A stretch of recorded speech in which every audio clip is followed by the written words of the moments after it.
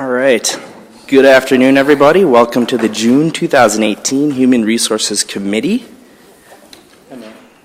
We are just getting settled in here with some additional information. All right. So we will kick things off with the staffing report.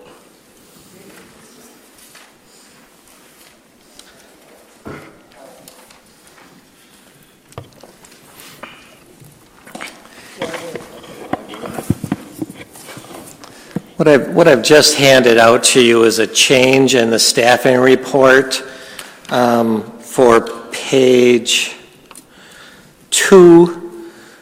We've included certified temporary decreases. These are voluntary temporary decreases. The first one for the Director of Assessment is the same decrease as last year, and the Assistant Director of Special Services is a slight decrease of 3 weeks. So.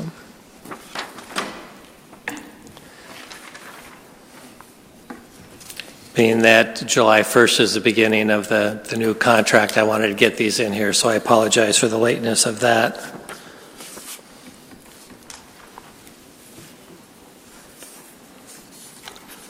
I had a couple questions. Yes. The educational audiologist. Not familiar with that role. Special ed. In the appointments? Yep. Correct. We had a recent retirement of our audiologist within the district, and this is our new hiring of the replacement for Linda Colwait. Okay. Can you speak to the role of the audiologist at all? It's a district-wide position, and currently my understanding is most of the audiologists are all at the doctorate level these days, and so this is an individual came in, we posted, not, I wouldn't say nationally, but in some known, what do you want to call it, when you join like MASBO and those types of things, organizations that serve the audiologists. So after posting in those educational publications, we did receive a few, actually 2 really good candidates. Okay. So. And can someone speak to their role in education? I'm imagining it has to do with assessment of students. It's screening, assessment, testing. They run around. They have a suitcase full of equipment that they carry around with them, and yeah, for. Okay. Actually, from the Lions Club, I believe it was Lions Club, they received some new equipment that they actually can put it in. They just put it in the ear, and they can actually assess their hearing that way. And so they can work with newborns to preschoolers who wouldn't be able to necessarily communicate that they can't hear. They also work with our deaf and hard of hearing staff on interventions and help writing IEP goals and accommodations. Thank you. I believe there may also be an agreement with UMD where they do use some of their equipment up there too. Yep. Thank you. Rosie? Yep. 2 questions. One is, I'm assuming that the certified extensions are all related to summer school.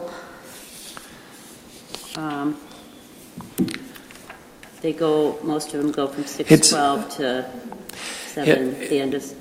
It's the majority of it is in some of the special ed situations, and it's also what we consider sometimes continuing. It's continuing school. It's not really considered summer school. It's considered a continuation of that. So in those cases, instead of summer school rates, they are given contract extensions also. Okay. And then my other question was, I was sad to see our transportation director leaving. Can you just give us an update on that?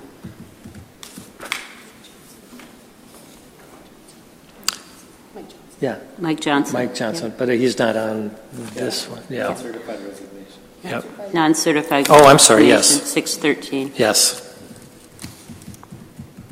Has the position been posted? And It's been posted. It's been out there for over 2 weeks. We have some, and we just reposted it again today. yeah, and he's moving, right? Correct, to Yeah, the Minneapolis okay. area. Yeah.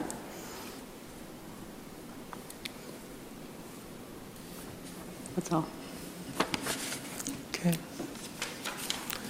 Seeing no further questions, we'll move to the next part of the agenda, action items. Yeah. Several placeholder items listed here, so. The first one, the approval of termination of certified hourly staff. This is an annual occurrence, so our hourly staff that are over 14 hours and below 20 hours a week, annually their positions are ended. The majority of these people are back in positions for that following year. It's not based on performance or anything, it's just that they are hourly and do not continue with a contractual basis. There'll be approximately, I think, somewhere between maybe 14 to 20 names on there, and that's pretty common. But they're not on this list, you just gave us. No, yeah, let me follow up with this one and the next one. On the day of the school board meeting, you will receive a list with the list of names on there. Right, so we can anticipate resolutions to address those two things, which are usual business every June, it sounds like. The first one, A, and then B also is non-tenured certified staff. There's going to be one full position and a portion of another position, a .2.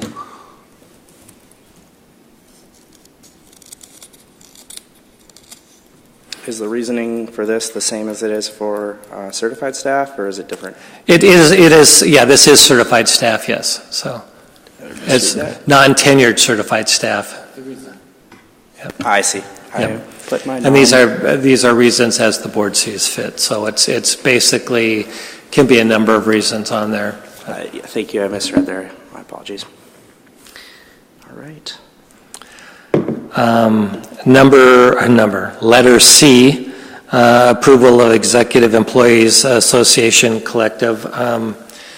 You were sent that contract by email, and were there any questions on that? Would you just highlight, and I know you sent us an email, but just highlight again the changes that were made? Yeah, the most obvious one right now, changes in dates. It's a 3-year contract. There's a clerical and administrative side into this contract that are together, so kind of like an A and a B schedule. On the clerical side, they've reduced the number of years of service from 25 years to 20 for 25 days of vacation. There was an additional personal day added to the clerical. The administrative side does not have personal days in this contract. On clerical death and family, in most of our other contracts, and it was on the administrative side, but not on the clerical side. In addition to the death and family allowance, it's not unusual, and particularly in our other contracts, to have additional days available in cases of needing to wrap up the estate and some other things in conjunction with the burial. So it's up to 3 days if necessary, and they have to request it. And I would tell you in all of our other contracts, including this one, this has not been an abused situation. So the other one, the healthcare savings plan, this is both for administrative and clerical. The reduction has been from 10 years or 15 years of service to 10 years of service to qualify for that healthcare savings plan, as well as being of retirement age. So those two pieces have to be together. On the clerical side, their formula, we use the first 50 days used in the formula, where I believe the last one was it 75? Oh. This one's not a change? Oh, okay. All right, I'm sorry. That one is the same. Both clerical and administrative. We clarified the formula for how the calculation is done. No changes to the calculation, but it was a little bit harder to follow and understand, and it was clarified through the process. And then the changes to the salary schedules were 1%, 1.5%, and 2%.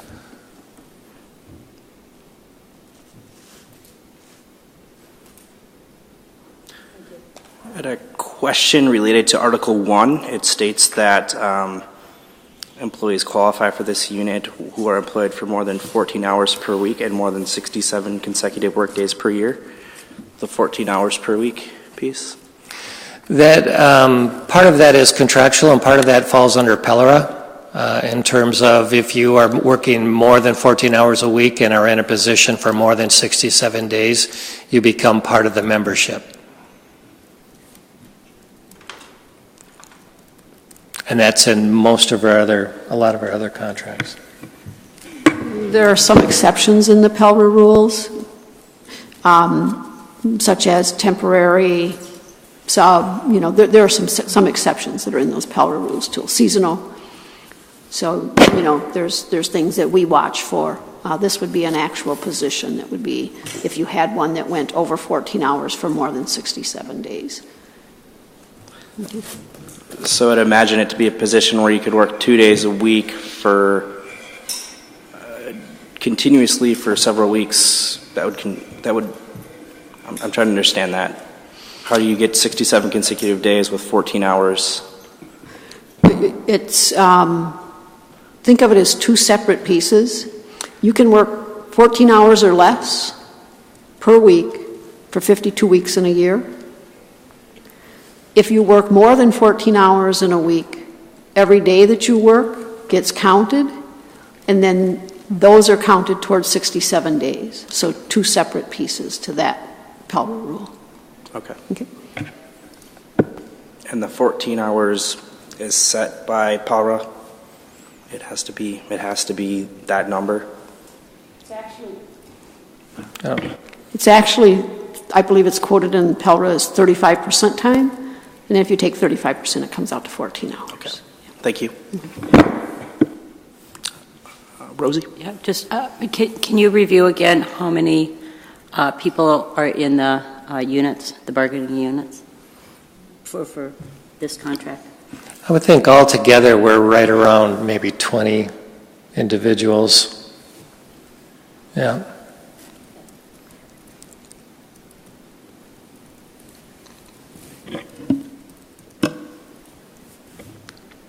Member Lofall? Is this our last contract of our employees? There is, we have the mediation set that I'll be talking about shortly here with our other clerical group. Okay. And we are in the process of finishing our integration specialist contract. That was a new contract from scratch. That will be our final one. Okay. So it's the other clerical contract that is still not settled yet? Correct. Okay, I was wondering. And we're anticipating a for sure vote on this next week, this item? The EEAs on this one have voted. Are you to ratify it? Yes. So it's been ratified and we'll be voting? Okay. Correct. Thanks. And that's just typical when it's brought to us is after it's been voted. Correct. All right. Then we have a placeholder for approval of POSA position description. Yep, and I think Tim can hand that out and I can speak to this. As you know, we've been engaging in some really important work around equity and also our work with the Department of Human Rights around disproportionate behavioral consequences, specifically out-of-school suspensions and expulsions. And I am proposing a new position that would be focused on this work. You've heard us all say that what gets monitored gets done. And I think that it is time to have someone really focused specifically on this work.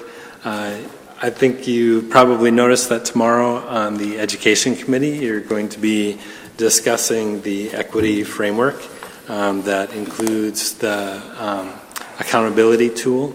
And with that, we're asking you to give the charge to implement that framework and come up with an implementation plan. We also have the plan that we've been working on to address the disproportionate behavior numbers that we're seeing in several sites. And so this position would be what we call a POSA, a Principal on Special Assignment. It would be a principal level position that would be working with our principals, with district staff, and with site staff on coaching and mentoring and tracking data and helping us to implement both of these areas.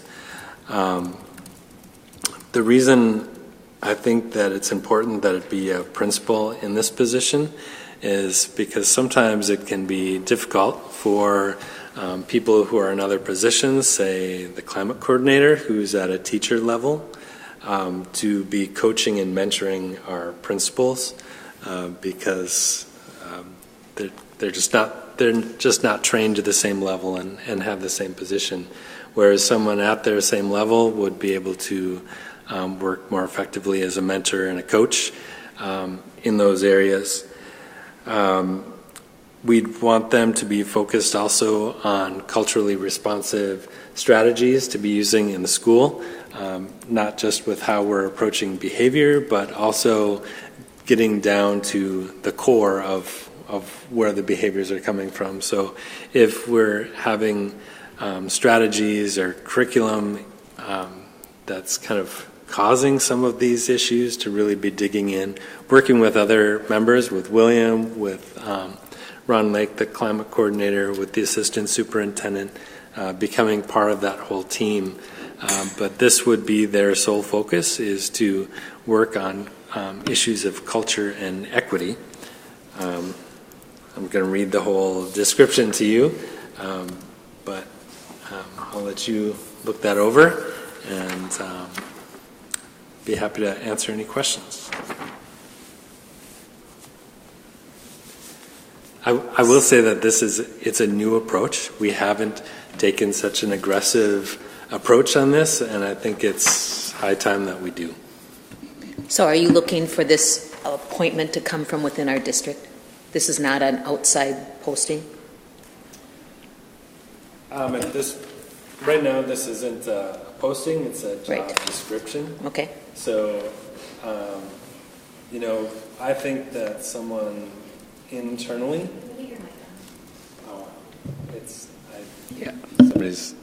There we go.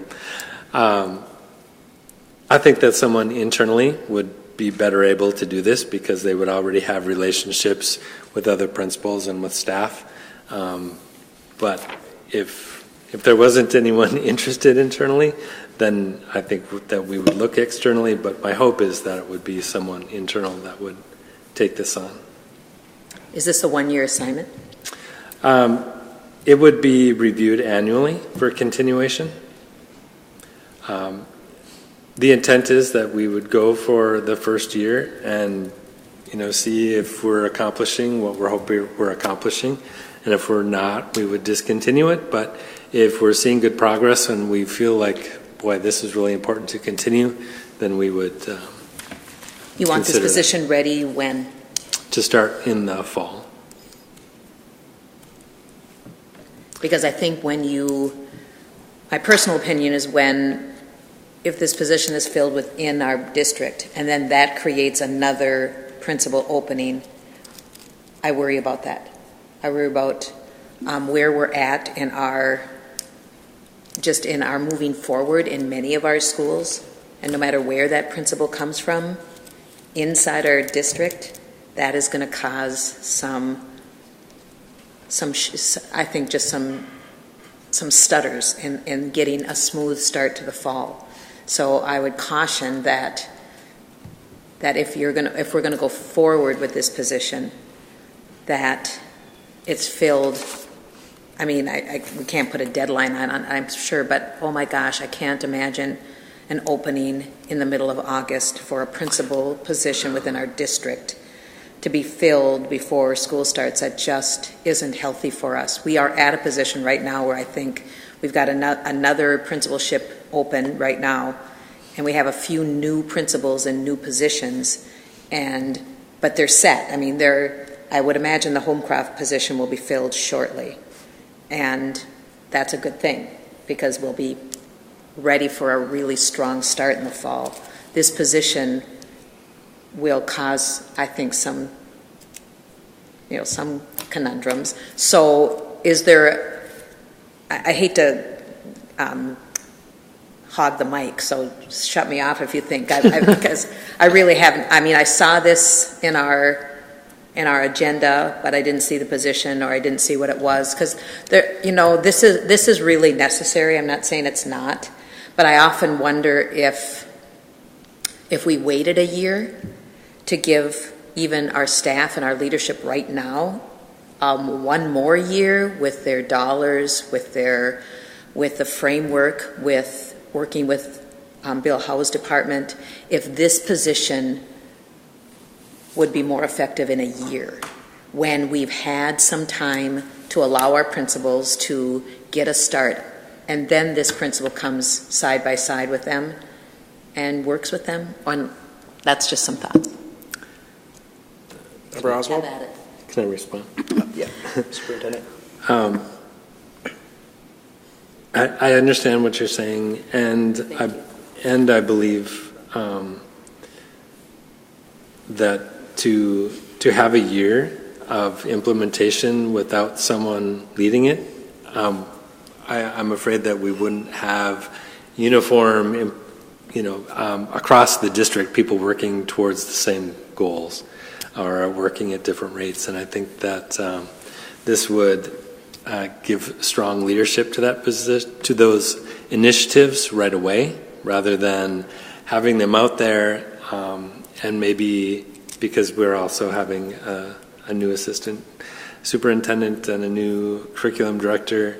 I think that it would be good to have someone really focused just on this to help support that. I forgot to mention that the funding, part of it would be general fund and part of it would be from the district-wide comp ed funds.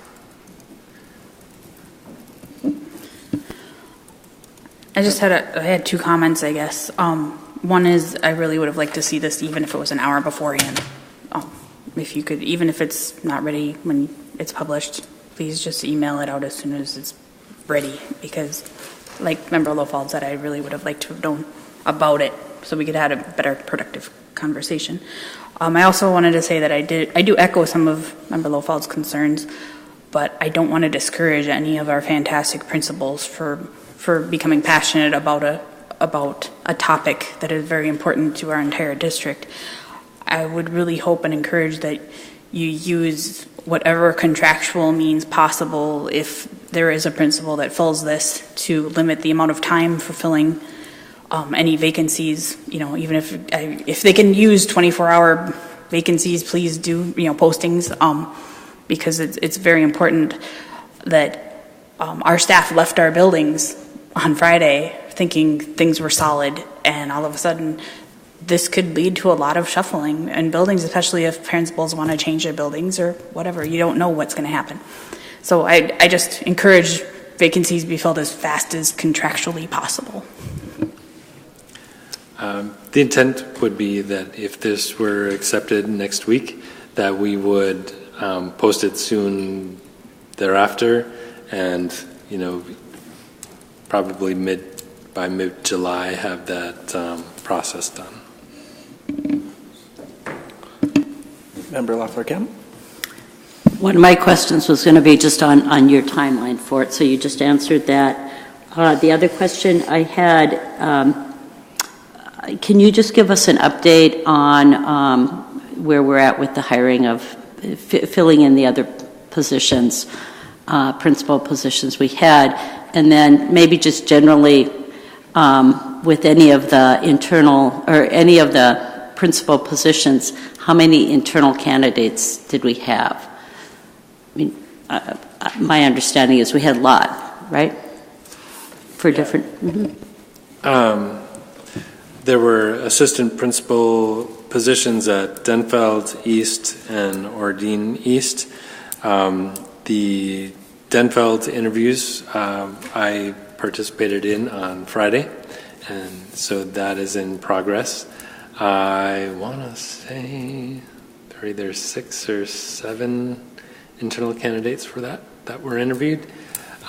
East was today. I believe there were 6 or 7 for that position as well. Ordine East, there were a few more than that, but I believe they're interviewing the same, 6 or 7. All of those were internal candidates for those AP positions.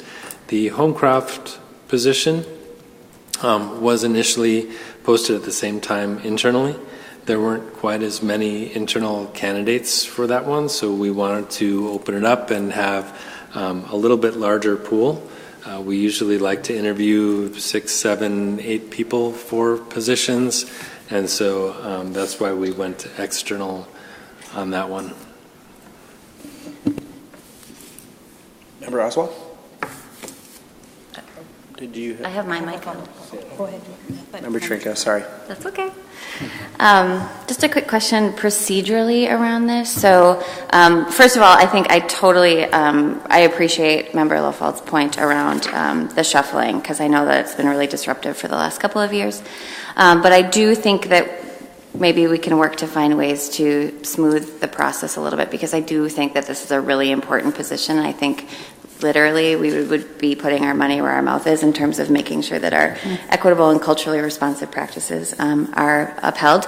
So hypothetically, should a principal who's already in the district apply for this position, and after year 1 we determine that it's not doing what we think it needs to do, or it doesn't need to be at a principal level, how does that person get back into the staffing queue for at that level?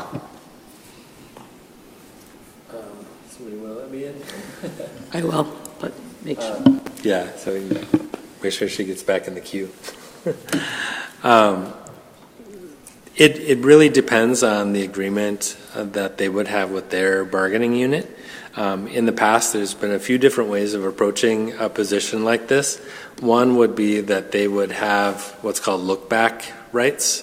So after a year, if either they didn't like what they were doing or it just wasn't working as a position, that they would have rights to that same position back. If that were the case, it would be an interim principal in that spot. Or another way of doing it would be that they do have rights to a position based on their seniority, because this is still a principal position. And then they would bump the least senior person at their level, and then that would all trickle down, and it's high school principal, middle school, elementary, and then high school AP, middle school AP, and then elementary AP, but we don't have any. Member Oswald. Can you remind me how much district-wide comp ed money that we do have in next year's budget? Because I thought we had divvied it all up.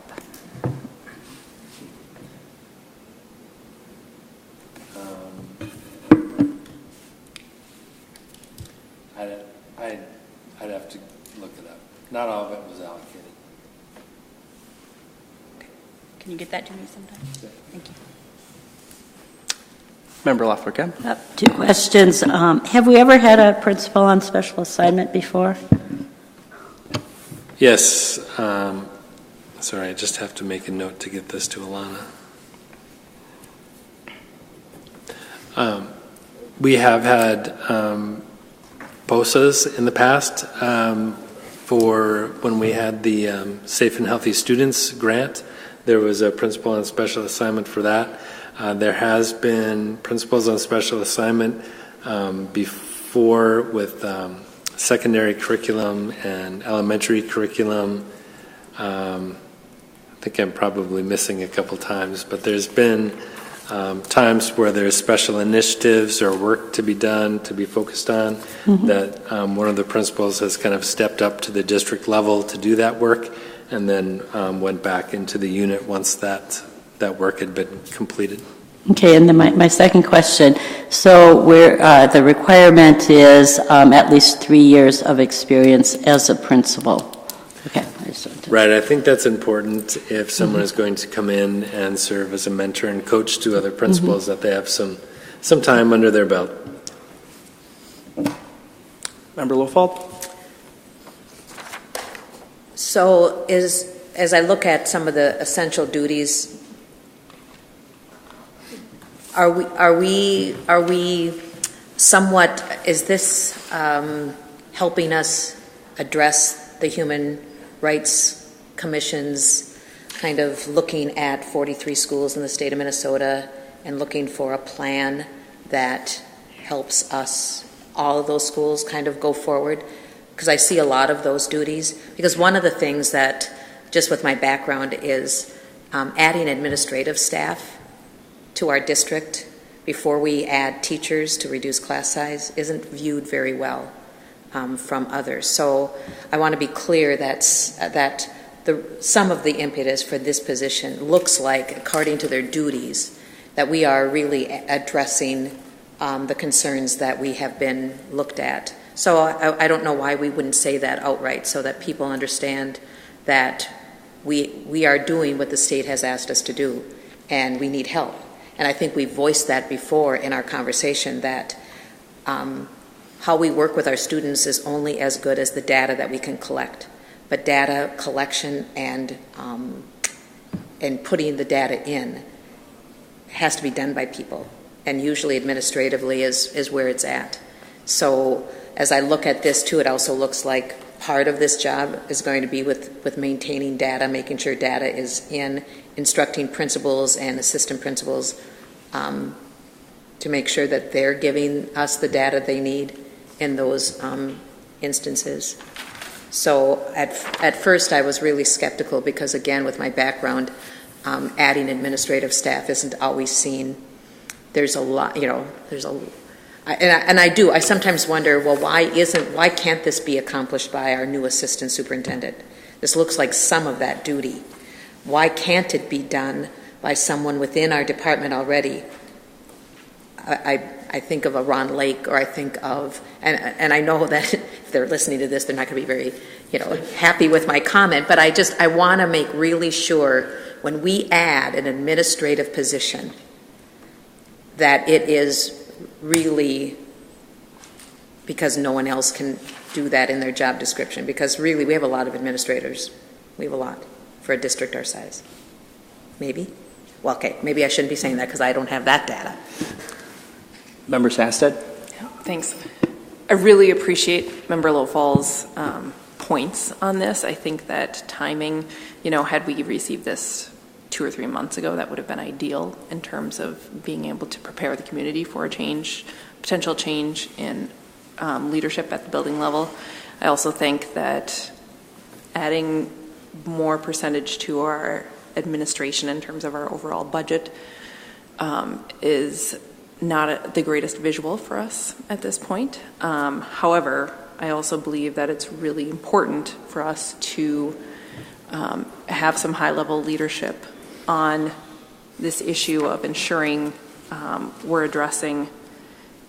It's coming from the Department of Human Rights to some extent, looking at out-of-school suspension, but more broadly than that, not just making sure that all kids are in school and learning, but that they're learning well and that they're able to achieve. So I think it's very important. I am deeply concerned about the fact that we don't have a budget and that we're looking at adding a significant position without knowing that we have the resources for that. So I don't know that I'm comfortable going ahead adding this position that I would very much like to add next week without knowing what our budget is. Member Oswald? I don't see within any of these requirements the requirement to interact with the many different groups that are in the community surrounding this. I don't know if it's hidden in there where I haven't looked yet. Will this person be receptive and open and be required to interact with the community stakeholder groups that are out there in various forms? Yeah. And number 7 speaks to it briefly, that they're overseeing and facilitating an advisory committee as described in the record of continuous improvement. And that advisory committee does have community members on it, but I would, as a practice, I would want them to be working with community members as well as part of this equity group, and the Department of Human Rights plan. I would want community input on both of those. They'd also likely be working with the CITs at each of the buildings, and we're working towards having community members on those two. I know it's a span of where each building is with their CITs, but as they develop, we're hoping that there's more community membership in that as well. So they would be working with them. Thanks for that clarification. Thanks for that clarification, though. I wanted to make sure that was part of this, but I echo Member Sandstead. I want to know what's not being funded to fund this, and we won't know that until we have a budget. So that's the state that we're at. I mean, we're going to be talking about a technology budget that's woefully inadequate tomorrow, and yet we're adding this, even though it's needed. Yeah, we have tough decisions to make. Member Lofald? Well, I was going to say that if this is a principal on special assignment, we're already paying that salary. So it's not, but then I think, well, then we'll have to replace that principal, so then that salary is there. So I guess that's my comment there. But the other thing to look at is it's almost like we can't afford not to have this type of position. When you look at everything that even with our continuous improvement teams and comp ed dollars and accountability that our community is asking for, who do we think is going to oversee that and to make our districts answer the question our community, which is accountability? That's a big question that our community has been asking us to do. And I know from being in the classroom that accountability doesn't happen unless there's someone to do it. What did you say? What was your opening comment? Something about we don't do what we don't manage. What's monitored gets done. Yeah, what we monitor gets done, and so I think we're on a really good track for accountability. But if we pull back on it, and again, the community and the state and the federal, they just keep adding more accountability measures for us. So we have to keep up with that. Would be one way of looking at this position. And I don't know, depending on how you fill this principal on special assignment, depends on where that position comes from. There might be some chance of either not fulfilling that. Wherever this principal comes from, maybe we will find either another way to fill that position with a teacher on special assignment, which saves us a little bit of money. I mean, there's some things to think of outside the box when we fill. But again, I hope we have this person, and I'm sure you know your staff very well. So I know that the job description here is you've got a lot of talented people in our district, because we are only as good as the person who gets this position, because it's really got a lot of good stuff in it. So I'm hoping that we have someone. And then would this person need training, development, or are they going to come in knowing this job? There's a lot of questions there. I can't remember them all. My hope is that My hope would be that somebody who's really involved with this work already would want to step into that role. Yeah.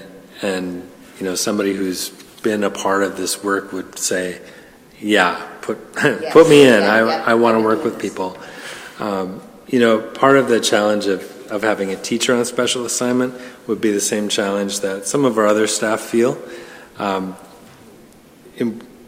our principals are open to training and staff development, but often it's better received when it's someone that's at the same level they are, rather than a teacher training principals, although sometimes that works and sometimes it doesn't work as well. And speaking to the piece where could other people do this, and I'd say that other people have been trying to do this. William, Ron, Amy, myself, principals try to work on this. But it's also in addition to everything else that is on our plates as well. So I try to take a half day a week to go to schools. So usually Thursday mornings I have blocked to visit schools, and maybe in that time I can get to 2-3 schools if I'm only there for about an hour. And if there's 38 weeks in the school year, that means I have twice at each of our schools, maybe 3 times. And that's even though it sounds like a lot of time, a half day a week, it only gives me that much time. If someone isn't coming to work every day and this is what they're doing all day long, we don't have enough time to work with everybody to really make the gains that we want to make in these areas. And that's kind of what's behind here. Member Lafleur. Yeah, I guess a general comment. I get concerned that the duties will be continued. I mean, I think this position is needed. I support this position, but just even looking at what's already listed, and because it involves a lot of other community meetings and agendas of other and timelines of other organizations and state boards and stuff like that, I'm just concerned that whoever is hired in this position is a very qualified, but also that we don't continue to expect more from this position, because this, I could see that happening, and so I support it. I think it'll be important if we move forward with it that, we're having updates, but that we don't add on, because this is pretty hefty, the expectations already. And so I guess a general comment about that. I had one other question just about TOSA. You've been mentioning TOSAs a lot, and it just might be helpful for us to kind of think about how many TOSAs do we have next year scheduled so far? There are TOSAs in special education. I believe there are 3, 4. The numbers come down. Right now I can pick up maybe 2. Yeah, okay. And then the other teachers on special assignment serve in the curriculum department, and those are not full-time. There's like a 0.2 in science and a 0.2 in social studies. The math and elementary are 0.6 together. Yeah, and that there's some room in the curriculum budget for the incoming curriculum director to make some decisions with those positions. We don't currently have someone that is doing math or reading, so one person is doing both, right? 2 social emotional. Yep, math grade is doing both. Yeah. 2 social emotional TOSAs out there. 1 emotional trauma TOSA at the residentials. And then is the curriculum coordinator technically a TOSA position? And then all the teachers in this building are TOSAs. I've got a question. Is this position modeled off after a similar position in another school district somewhere? Or are we creating something new? It's really a combination of different examples that we're working from. The main initiative was working with the Department of Human Rights and the other school districts that are also working with them. It's one of the things that they have suggested is having someone that is focused on this work and on this data. And I've taken that and combined it with the work that we've been doing with the equity framework and built that into, because I think that they're both really important initiatives that we're working on. Member Lofald? So I just want to thank my members for such great conversation on this topic, and I feel much more comfortable with the kind of questions and just generally what we've talked about and the information you've been able to give us. So I'm excited about being able to work with this person and talent. So my question is, when we go to vote on this next week, is there anything we want to, share with our community that might see this in another way that we wouldn't anticipate, and there'd be maybe some negative backlash? Is there anything you want to do or say about that, or do we just put it out there and pass it or not, whatever your vote is, and then let the paper define that narrative, or do we want a narrative for that? Some statement, something that you're ready to give to the press. Maybe you even give it to them before. I don't know.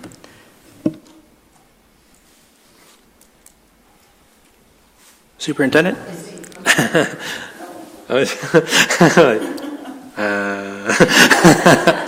think you just...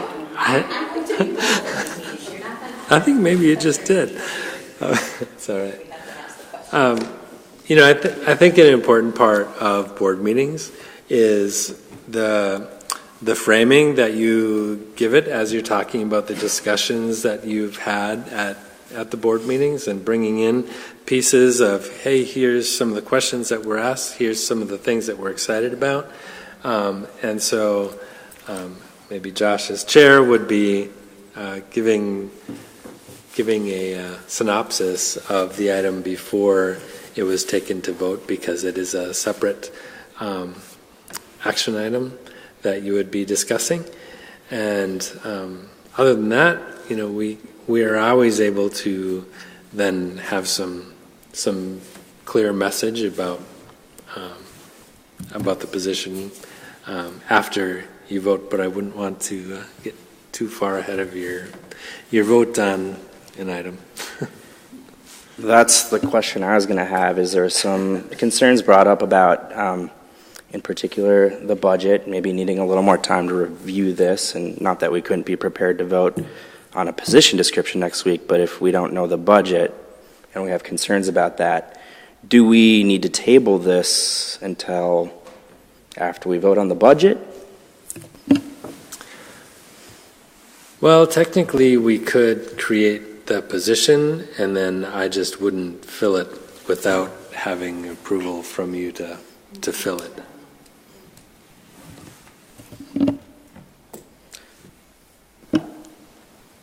Member Lofald. Or do you ask Doug to place it into our budget before next week so we could see what that does? I don't know. Is it in the budget that's in the works? Yeah. Could you do that or not? I have worked with Peggy. We've talked about where the funding pieces would come from. Part of it is that we do have administrators who take voluntary temporary reductions, and so part of the funding is coming from positions that are already administrative, and then the balance was from the district-wide comp ed that was not allocated yet.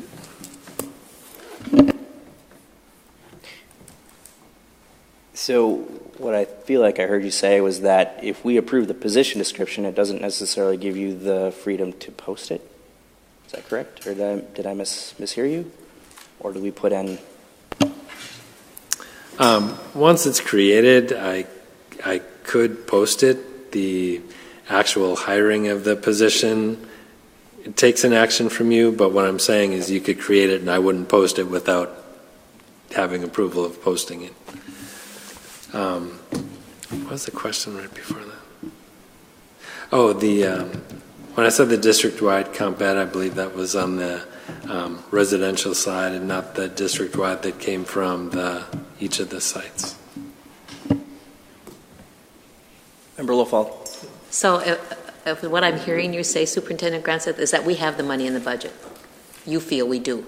So it's not going to cause a budget, something different in our budget layout, because you've already known that the money is in the budget right now. It's just going to be reallocated to this position or used for this position, not even reallocated. But it's there already, is what I hear. Yeah, not to say that it couldn't be used for another purpose if this was not approved, but yes, I've already made sure that we could fit it in, but yeah, but it could be used for something else as well. Just thought of another question, more for Mr. Swirsky. If we were to move forward with this in the timeline that Superintendent Grunstedt would hope, just from an HR standpoint, would that give you enough time to do what you need to do from an HR perspective? Over the course of summer, by July, if we were posting, let's say, out there for 2 weeks, and then interviewing, we're June, probably by the middle of July, yes. My hope would be that we would post internally first, like for a week, and if we had internal applicants that were interested, go from there. And if there weren't, then go for another week externally or 2 weeks externally and get there. Oh, I understood, like, if we filled this position internally, how long would it take to backfill the other? Oh, I see. That's what I thought I heard. Okay. Gotcha. I was on the wrong. That was good. Yeah. So it sounds like we have a budget to speak for it, and we have a process where what I'm hearing is people value the position and support it generally, and we have money accounted for, and the timing of voting next week would allow us to fill it in a timely fashion. Does anyone have reservations about voting on this next week? Member Trinka. I can't commit to voting for anything until we see a budget and until we have adequate time to review it, and I don't think that 7 days is enough time for us to review a $120 million budget, especially when we're talking about, $120,000 of that or whatever. So it's a really important position, and my frustration is not, I think that this is a great direction for the district to go, and I really applaud you all taking leadership on this. My frustration is that we're 8 days away from a budget, and we haven't seen anything updated, and I don't know that we even have time to call enough special meetings now to go through that ahead of Tuesday's meeting. All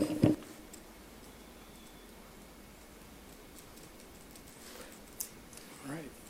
Well, if there's no other things to voice at this time, I think, Chair, it'll be your call if it's on our agenda or not, unless you need further clarification. Okay.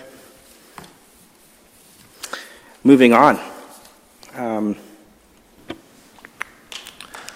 Letter E, approval of community education non-bargaining unit salary.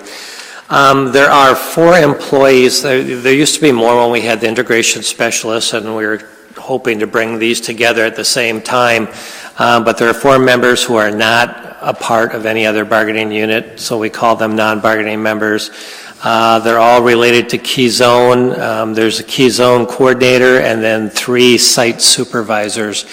And what this will do for them is get them on that schedule of a 1, a 1.5, and a 2% over a 3-year period.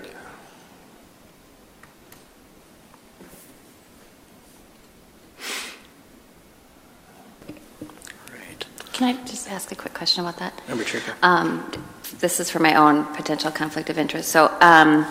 So these are district employees. These are not people who are working through the YMCA with. Correct. They are employed by the district. Okay, thank you.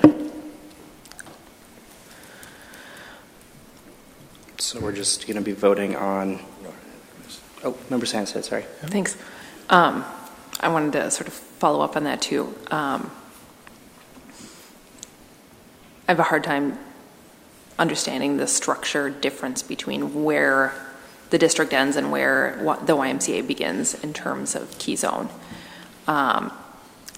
So are there certain positions that we hire and pay for and manage, and certain positions that the YMCA hires and pays for and manages? That is correct. So we're in charge of the highest level, the site supervisors and the district coordinator. These are also, yeah, they interact closely with that, but these members are part of our community education department that work with the Y on some of the other areas. But there are employees. Correct. So do we have say over the sort of structure of Key Zone in terms of if we have the site directors and? I know in the past it's been a combination between community ed and the Y on how that structures come together, and it has changed over the years. But in terms of deciding sort of what's going on a day-to-day basis, that's a shared responsibility between the district and the YMCA. Is that what I'm hearing? Okay. Appreciate that. There is a written agreement between the two that defines all of it, which positions are district funded, which are Y funded. There's a nexus in between them because the funding that the Y is getting is coming from the participants of the program. So, you know, it is very tightly woven. It's also partially funded through Excel, so it's kind of 3 funding sources that are braided.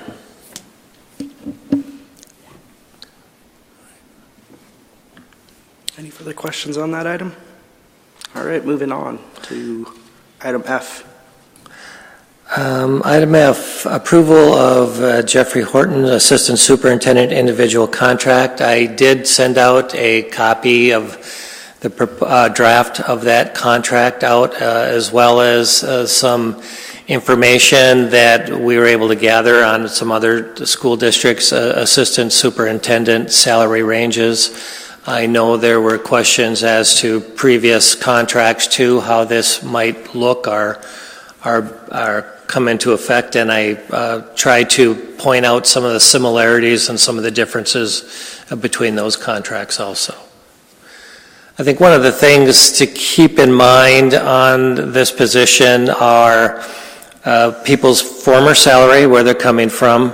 Also, in looking at the people they supervise, where those salary ranges are, and what like type positions and other similar districts are. So those all come to play. One position from one year to the next, depending when you're hiring or where they're coming from and who they're hiring, there can be some similar small slight differences between the contracts.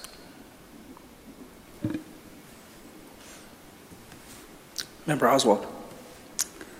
According to your email, the point number 5, that the contract's going to contain a continuing education reimbursement of $3,000 annually upon successful completion of graduate level education coursework, and it's not currently a benefit that we offer Amy Starzecki. Can you speak to why he wants that and how we don't already meet that in a contract? Yeah, in this case, it was something that was asked for in the contract. It was not related to the doctoral program that the individual's in, because those loans and those dollars have already been acquired, I guess, in that case. But there was an interest in continuing education to broaden the horizon that that person would have as the role of an assistant superintendent, curriculum type things, some of the basis that we might have been talking about earlier in this other job description, those types of aspects that I guess went back and forth, not in one sitting, but in several sittings, and talking about what was needed to acquire this individual. So am I correct to look at this as, rather with the superintendent, we're paying him a little extra money to get his doctorate? This is like giving him a raise once he gets his doctorate? I wouldn't say it's a raise, because unless the courses are taken and completed, there's no money. So if the person does not enroll and successfully complete a program in a graduate level and an educationally, similar type program, there's no money that changes hands.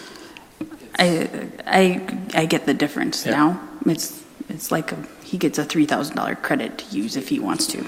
I get that. I do think that we board members are going to hear about that aspect of the contract, and I'm not sure that we can, go back and renegotiate that, or if I'm only the only one that hesitates on that line item because we don't have $3,000 to give. But one of the things I constantly hear about is the money we give Superintendent Gronseth to finish his doctorate, and people don't like it and don't want that to happen, and now we're going to say, well, we want you to get more education, so we're going to give you more money. That's a tough sell for me, and I would love to have some input on how I can make that seem okay to people. If there's one way we can talk about that somehow, some way. Member Sandsted? I agree with Member Oswald on that point, especially because Mr. Horton has completed his graduate program. Is that right? He's still working on it. But wouldn't this?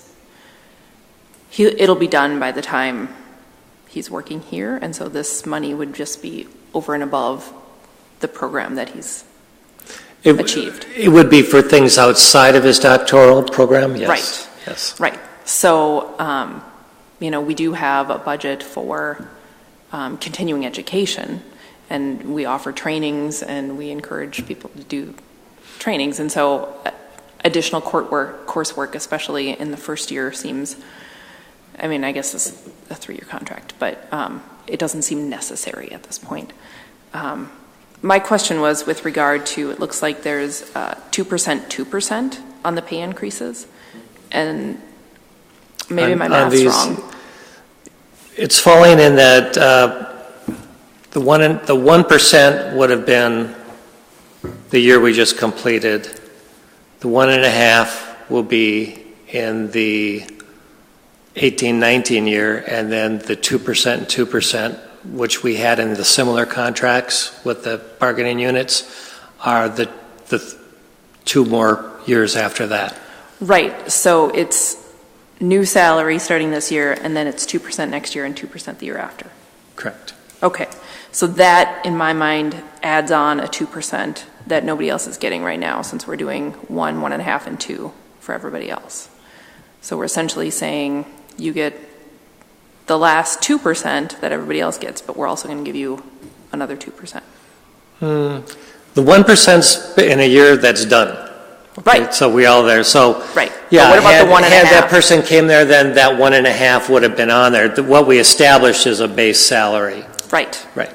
So we're skipping the 1 and the 1.5, and we're doing the 2% with everybody else. But then we're actually adding on a 2% that nobody else is getting, because all the other contracts are 1, 1.5, 2. This is saying skip 1, skip 1.5 for the base, 2, and then we're adding on a 4th year. It's a base and then a 2 and a 2. Right. Yeah. So nobody else is getting 2% increases. Well, the teachers would be. They get the 2 for 18, 19, 20, and 2021. They are getting 2 and 2. Well, you know, what might be confusing is, okay, for the teachers, the principals, the directors, we did 2 2-year contracts. Everybody else, we've done 3-year contracts, and that That's was what it is. 1, 1.5, and 2. Okay. So over the course of 4 years, for those that have 4 years, it's 1, 1.5, 2, 2. Correct. And this is then in line with that. Correct. Got it. Thank you.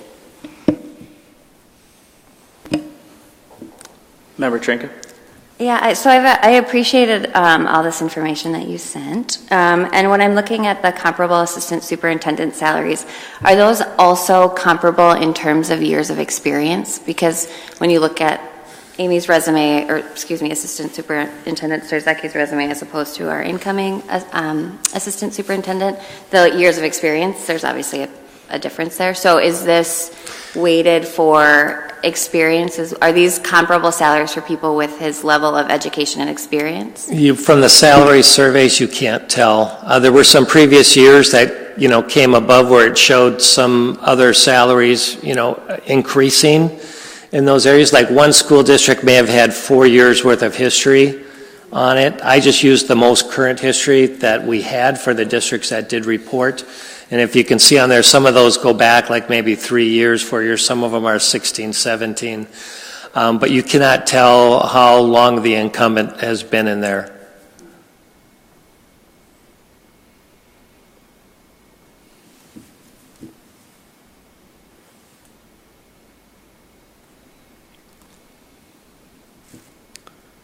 Any further questions? I would just say that I'm looking forward to meeting Mr. Horton and having him join us here. When are we expecting to see him? He's been around already a few days. I believe, let's see here, it's tomorrow I think I'm giving him tomorrow or Wednesday, I'm not sure. I'm giving him a tour of the district, and the DFT is having a meet and greet with their QLTs and Assistant Superintendent Horton and Curriculum Director Gail Netland on Friday. And so they have been working with Amy and with Mike for a few days here and there as they transition together. Officially, they start on July 1st. I have a lot of staff take the days after the 4th of July off, and I've said, in recognition of the number of days you put in prior, why don't you trade some and take some around the 4th? I don't know if they will or not, but so if you come on a couple of those days when they're not here, that's probably why. I'll let you know what their plan is. But their first official day would be July 1st, which I believe is on a weekend, isn't it? So I think the 2nd is, so the 2nd is Monday, so. They've also, I think, in both cases have swapped out some days in order to come in and meet with the individuals. Right. Item G. This is Member Oswald's hourly wage. I shouldn't say Member Oswald's, I'm sorry about that. But this is supported by Member Oswald for the hourly wage increases. It's been on the agenda for a number of meetings, and we have it here again. Is it something we're going to consider at the board meeting for action, or is there new information? It's up to us if we want to have a unanimous decision whether or not. It's up to us to decide whether we can unanimously decide to put it back on the agenda. By indefinitely postponing indefinitely, we essentially killed it. But there's a way to get around that for everyone. So if we want to get it back on the agenda, we can do that. Member Lofald. since I was the one that wanted to delay the vote, which is all I really wanted to do, because I felt there were still questions I had about this resolution. It's not easy sometimes when you come in as a board in January to a proposal that had started 2 or 3 months earlier and then try to catch up. And by the time that I contacted what I felt were the people I wanted to contact. So I would want to put this back on our schedule, on our agenda on Thursday. And as I look, it needs a unanimous vote to put it on our agenda, since we did kind of remove it. And it was, and for me personally, I've talked with actual supervisory assistants. I've talked with building principals.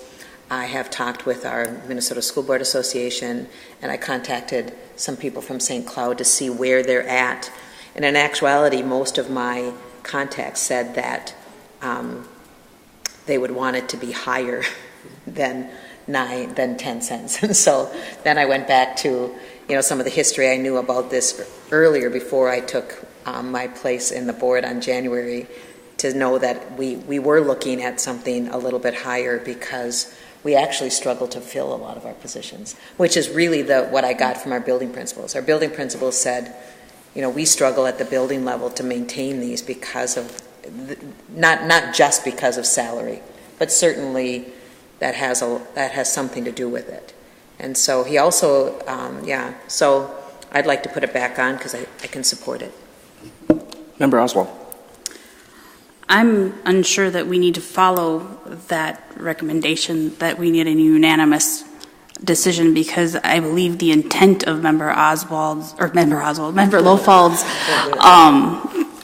motion wasn't necessarily based in the verbiage, because she clearly stated that she wanted to bring this back up. She wanted to postpone indefinitely till next month. I mean, just because we got the words wrong, I think the intent was clearly stated, and I would support just moving forward, having it on the HR report. One thing I think we did learn is that there was $30,000 budgeted for some nutrition services staff to access free lunches. And so we did learn a little bit about how much of that has been utilized. And I guess I'm kind of curious to know if, I think it was about $10,000 of the $30,000 that was spent. I'm curious to know if this is still in the budget for next year, and what the plans are to do with it, if it is or isn't, regardless. Where's it going? Are you speaking of the lunches? Are they still in the budget for next year? Yeah. There was 7,900 utilized, so it was not utilized to, if everyone had a lunch every day, it would have been $30,000. The total this year, well, the total when I checked, it was like the last week of school, was 7,900. It is still a budget item that we carried forward. And so if we were going to use that differently, we certainly could. I do know that if the 7,900 was put into a wage increase for the lunch monitors, I can't remember, was it like 90 cents a week or something? Yeah. But that is the 7,900. So, but if we moved away from offering the free lunch, that could be used in a different way, and that's 30,000. The difficult part is we don't know what the utilization will be as long as we offer that service. So if we offered that service and everyone took it up every day next year, or took it up more, then it would be more than the 7,900. So we have to budget for the full amount that it could be if everyone used that option.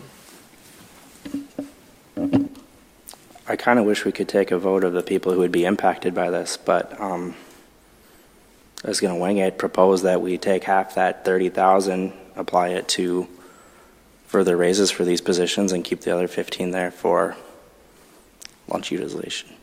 Would be a proposal or a thought. Member Loval? But I just heard Superintendent Grant say, and I understand this reasoning. So if we put 15,000 and it's utilized more, then somehow, like in March, you have to say, "Oh, sorry, you can't have a free lunch today because we've used the 15,000." So you either have to go 30, or you decide to not offer free lunch to our workers and give some of them a raise. Yes, no? Could I? We could, I mean, if you wanted to go to the 15%, you could say that 2 days a week, you can have up to 2.5 lunches a week. But you know what I mean? Like you could limit it so that, The 15,000 goals. right. Member Oswald?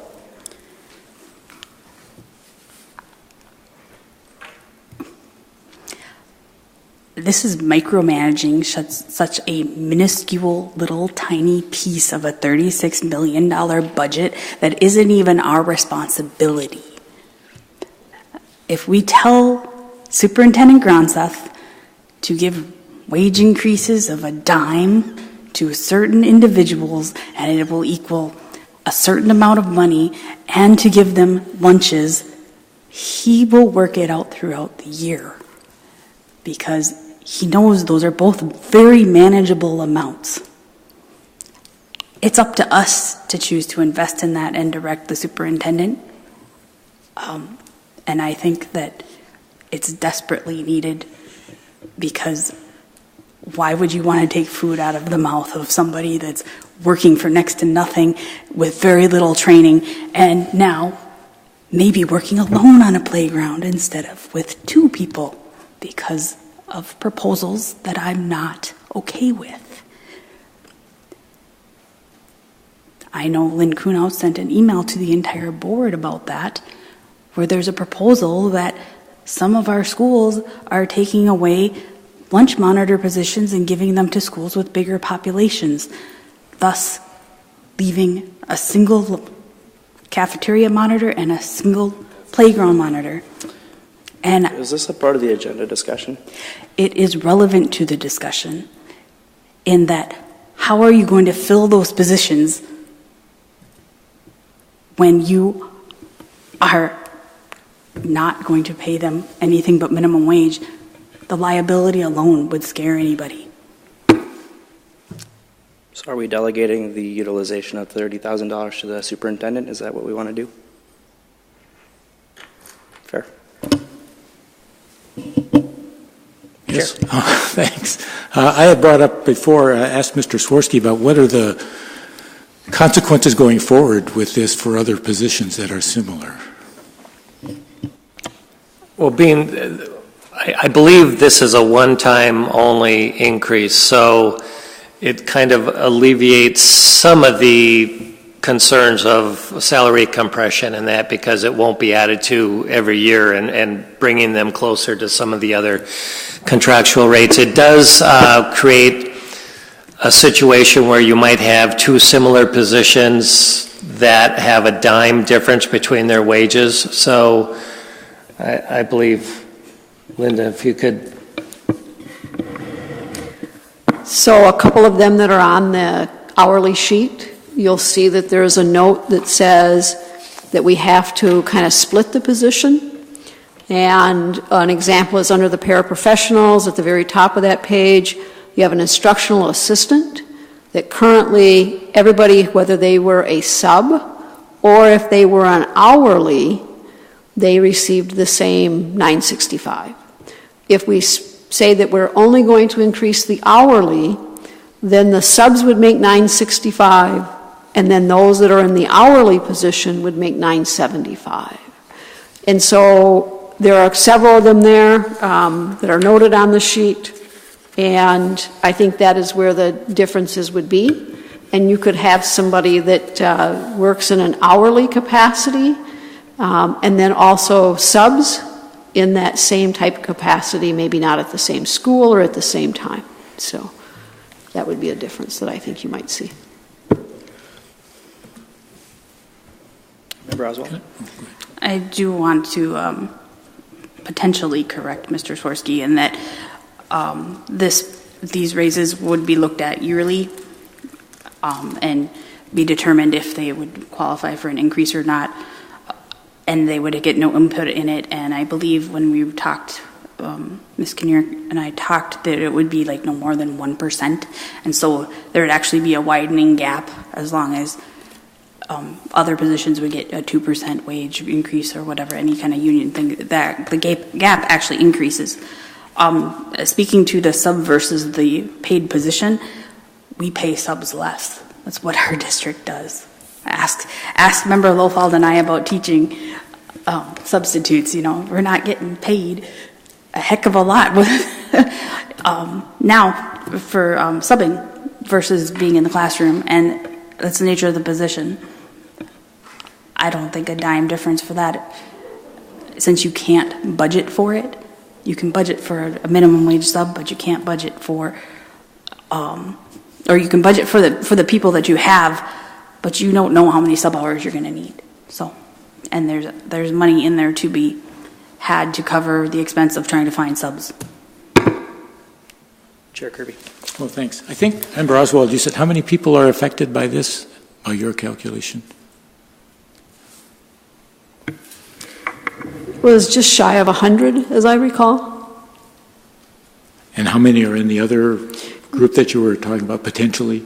Oh, I don't know offhand. I mean, yeah. more, less? I haven't looked at the numbers Okay. for subs in a long time to go through that. Okay. Yeah. And it could fluctuate every year. I mean, it depends upon how the schools utilize and what their fundings are, things like that. So there could be some fluctuation in the numbers, but, you know, it was certainly under 100. I don't recall exactly what that number was. What I hear is that perhaps some of the board is recognizing that we have some positions that are due for a raise, and that if we're going to give that direction to our administration, we need to give that direction and allow them to figure that out. That's what I'm hearing. If it's not our role to determine the amount of raise, it's our role to give direction and delegate to administrative staff a way to accomplish such a raise to fulfill those positions closer to a living wage. That is my observation. I think one of the recommendations or observations you've heard from administration is when you look at that sheet, it's hard to determine who's more worthy than the other person. I mean, if I had my druthers, I would apply whatever that percentage is to the whole schedule. I mean, but again, that would be more money.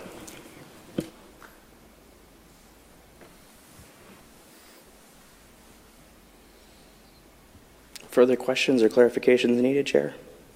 Okay. I just wanted to add, I think we do need to clarify if this passes, if we're going to be reviewing it each year, because I think I heard two different things from Mr. Swirsky and then from Member Oswald. So just for clarification, I guess, for future discussions. I think initially they were talking about having a percentage that was applied every year, but I think where we ended up, and Member Oswald, you can correct me, is we would review the sheet every year to determine.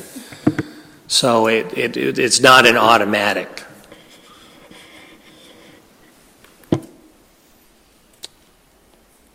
All right. We'll move on to informational items. Yeah, the next two informational items belong to Member Gorham. We're getting to 5:40 here, and we need to move on. So we might need to make this meeting a little more than 15 minutes in the future. But I wanted to have the opportunity to share with my fellow board members and staff what was discussed at the Local Solutions to End Poverty Forum. I was with a group that was focused on, in general sense, human resources type issues. So I want to share out, the community brings you there. You have discussions and conversation, and they ask you to be responsive to that conversation. So Member Oswald was with me at the table, and our conversations were long. There were a lot of topics, but two concrete things that the group had some consensus about, and I've also shared with both you, Mr. Swirsky, and Ms. Kinnear. Number one, the community was interested in seeing that, like we do, I think, somewhere along the lines, we do an analysis of how we do pay by gender. Is that correct? I'm forgetting the exact term. So we review that. What the request was is that we would, on an annual basis, report out on our staffing by race and ethnicity and compare it to our student population, so we can start tracking that. We have some things in motion, like the Pathways to Teaching program, that are working to address adding more diversity to our staff. But kind of like was said earlier, if no one's tracking it, what's happening. So that was one thing. And then the second thing that people proposed was that we have some trouble filling some of those positions, bus drivers, et cetera. I think non-certified positions are a lot of what we were discussing, but maybe not always. Folks were interested in partnering up as community organizations and community members to do something like a job fair or a hiring fair where people would get information about positions that are open and what steps they could take to apply or get qualified to apply in the future. So that was some of the conversation, and I do have the contacts of folks who are interested in engaging in that if that is direction that fits within capacity and is feasible. So just want to share out, and comments are welcome. Superintendent. Mr. Swirsky, is there, I feel like we look at this data. Is there something that we do with the Education Equity Advisory Council with these numbers? In green, there we go.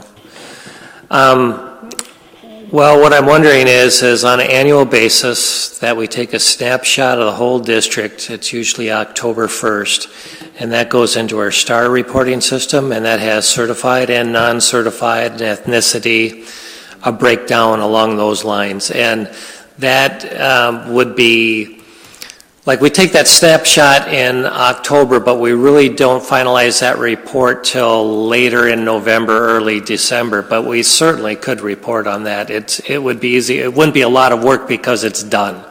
It's all calculated out, and we could certainly do that. You could just maybe make it as a board informational item, and we can give our community that update annually. So, excellent. All right, I think we can move on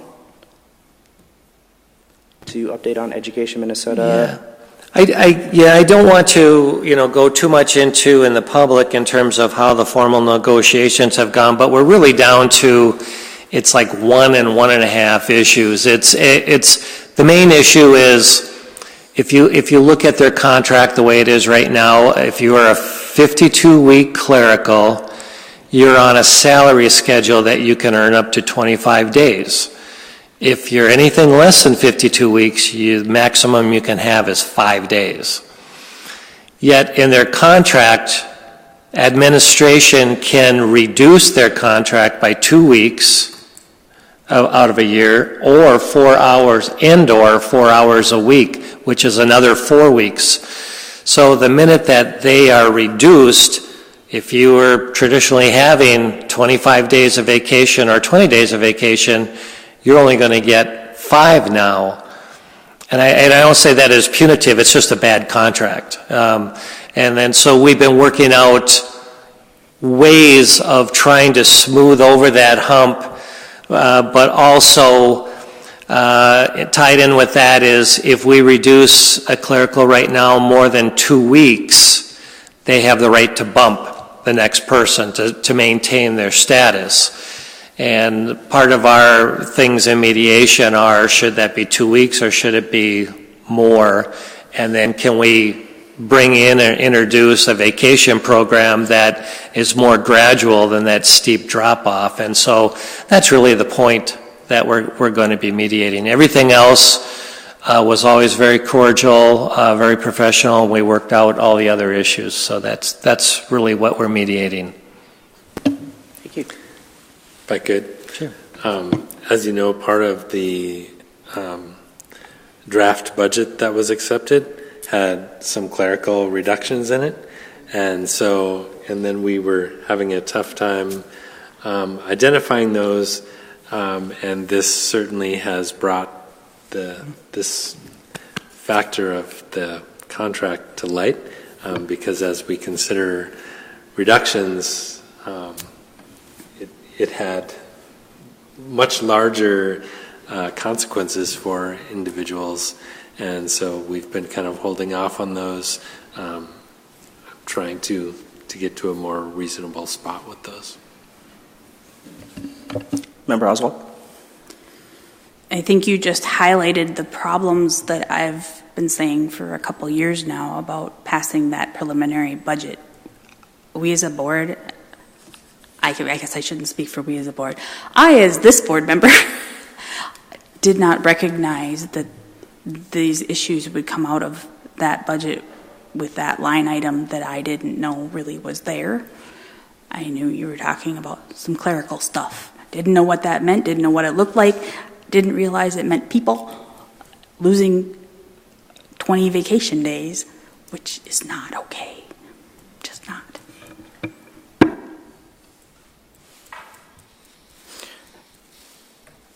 Future items, superintendent review. Any updates on that before we move on to the business committee?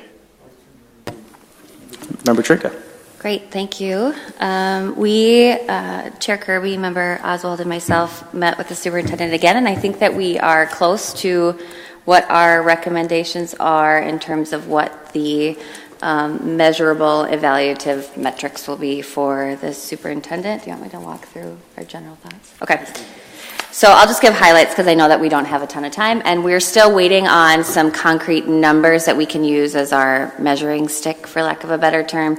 I know the superintendent is working with teams across the district to try to pull together numbers so that we can then work with him to identify what our goals are going to be.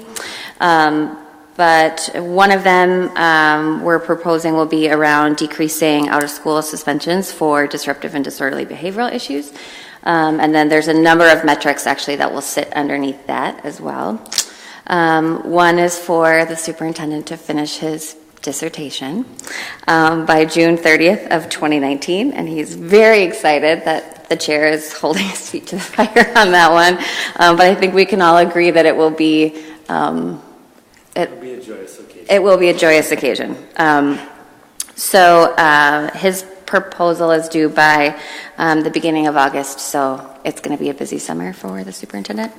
And then the final proposed evaluative measure is around the utilization of the equity tool that we'll be discussing tomorrow. So again, we're going to need to assign some specific numbers to all of these, but these are items that we'll track and report out on at least twice a year so that we've got some transparency and some accountability on that front. Thank you, Member Trinka. This concludes the Human Resources Committee meeting.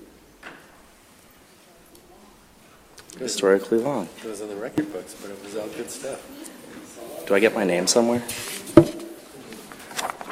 Yeah, that's the longest one yet, I think. Okay, we will move to open the business committee report, which is now, thank you, I appreciate that, which is now coming in at a whopping 339 pages. So I believe, Member Lofeld, we're now beating you again.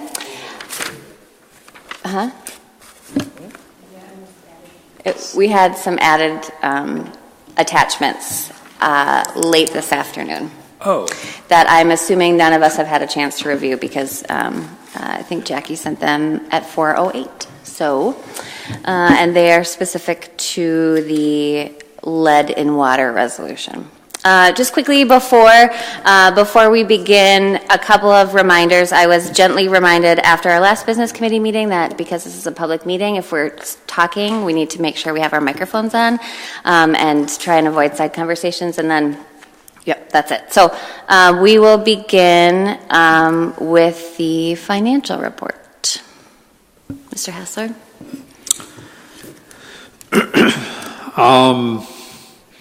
In the financial report section, we have the standard reporting that we provide on a monthly basis.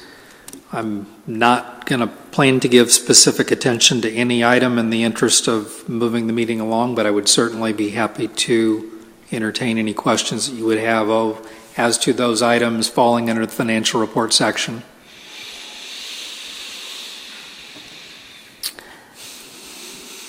Can you speak to, I don't think that we've asked this question before, surprisingly. Just on the first page, page 5, the first page of the financial report, the increased expenditure in dental, is that for insurance? Is that for benefits? On the dental program, we are self-insured, so our costs under that program are directly determined by the claims experience that we have over the course of the year, and so that's what that would reflect. Okay. And so okay. I'll yield to Member Gorham. Looking at the debt service fund, what led to us being overspent this fiscal year?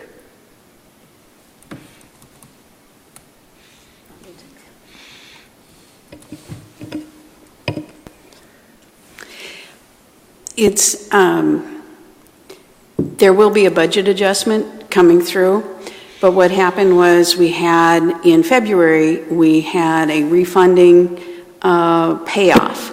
So it was, and that had neglected to get into the budget. So I did do a budget adjustment. You'll see that next month. And it was for a total of the remainder of the principal due of $43 million was a refunding we had done a couple years ago, and it was completed out. And the funding for that would have been monies that were placed in escrow when we sold the refunding bonds? Correct. Thank you.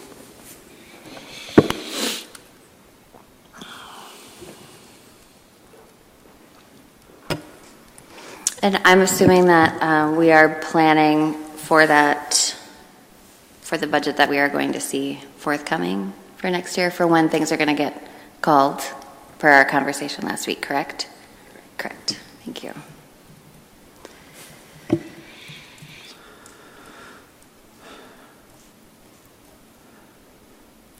Any other discussion on the financial report?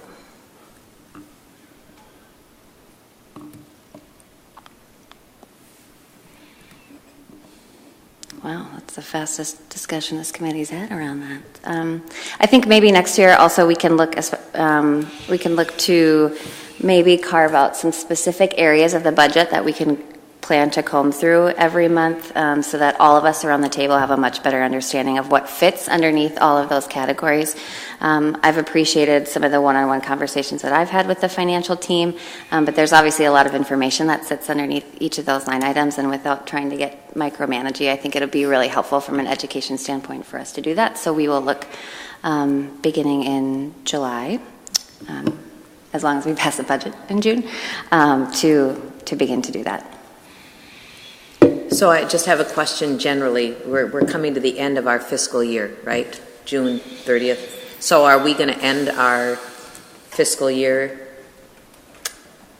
strong or I mean, you've given us all these figures, and like Member Trinka, I would love an opportunity to dissect more. I've been on the board now for 5 months, so now we're getting these spreadsheets every month, and I'm starting to see, where I'm understanding the conversations we had way back in January, but I would certainly like an opportunity for a workshop, not necessarily that we all have to go to. Maybe some of you are much more financially following, but we could put a financial workshop publicly meeting if you're willing for an hour to dissect some of these forms. We've somewhat said too, and I know Member Trinka has asked if there was another way we could lay this out for us, and maybe there's not. Maybe it's up to us to step up and understand this spreadsheet so that we can follow it. But I just generally, overall, where are we at? On a month-by-month basis, we've been tracking our progress through the fiscal year very closely, looking both at expenditures and revenues. We're not to the end of June 30 yet. We're obviously very close to that. There are some significant things that are yet to be finalized in terms of end-of-year payoffs to teachers, in terms of contract payments that'll be occurring after June 30, but relate to our current year. And there's also adjustments that need to occur that are routinely done every year, but they are things that really can't be done until the end of the year, and a lot of times those have to do with shifting of expenditures and or revenues between funds. But your basic question, how do things look? As recently as every month, we are able to access our financials for a just completed month. So in the early days of June, I've been going over those, and that continues to show to me that we should be in a position to end this year with a balanced budget, which is something at different points in time of the year was not clear to us. There is additional work that needs to be done before we can declare victory on that, but I do like the trends that I'm seeing through the end of May. And we didn't see a big drop in enrollment? Now you're referencing back to the APU document. In the final count that was done, things did fall off. You do expect things will fall off, typically at the secondary level when we get into the end of the year. I'm sorry I don't have the exact figures in front of me. One thing I like to do is, what was the monthly change that we saw this year compared to a year ago in our student enrollment. And I think we did fall off more in that final count this year than last. But what I'm continuing to hang my hat on, which is all we have to go on until things are truly finalized in the summer months, is that I think we ended up, the final APU report showed an increase of about 50 some over the projected enrollment this year. We spent most of the year well above that amount, and the way our enrollment counts work is it's not a monthly count. It's a year in its entirety account. So I think the weighted balance of the year, at which point we were at a higher level than we were in our last count, will put us closer to where we were in prior months. Typically, when you look at it, given that it's effectively a year-long average, basically the numbers from January or February typically end up being pretty darn close to what the average of the year in its entirety is. There's variation by building, there's variation by level, but usually that's what it ends up falling back on. This year has been a very welcome year for us in terms of our student enrollment. It'd be a great thing if that continues, but we'll have to see what the future holds. And is it too early or much to say? So if we are projecting that we're going to finish in a balanced budget right now, that going into 2019, is that what we're doing? Budget? Are we projecting a huge deficit? If we finish this year not in a deficit, is it our projection that we're going to be balanced? Our objective was that the FY19 budget would be presented to you and be something that we could have a balanced budget on. But then, has it changed at all? Wasn't there a time in our projection that we were projecting a $1.3 million cut? Is that still how much we're cutting? There's a number of reductions that were necessary along the way for us to be in a position to be balanced next year. And so I think it's important that you consider all those decisions to still be in place. Can I make a suggestion? Go for it. Thank you.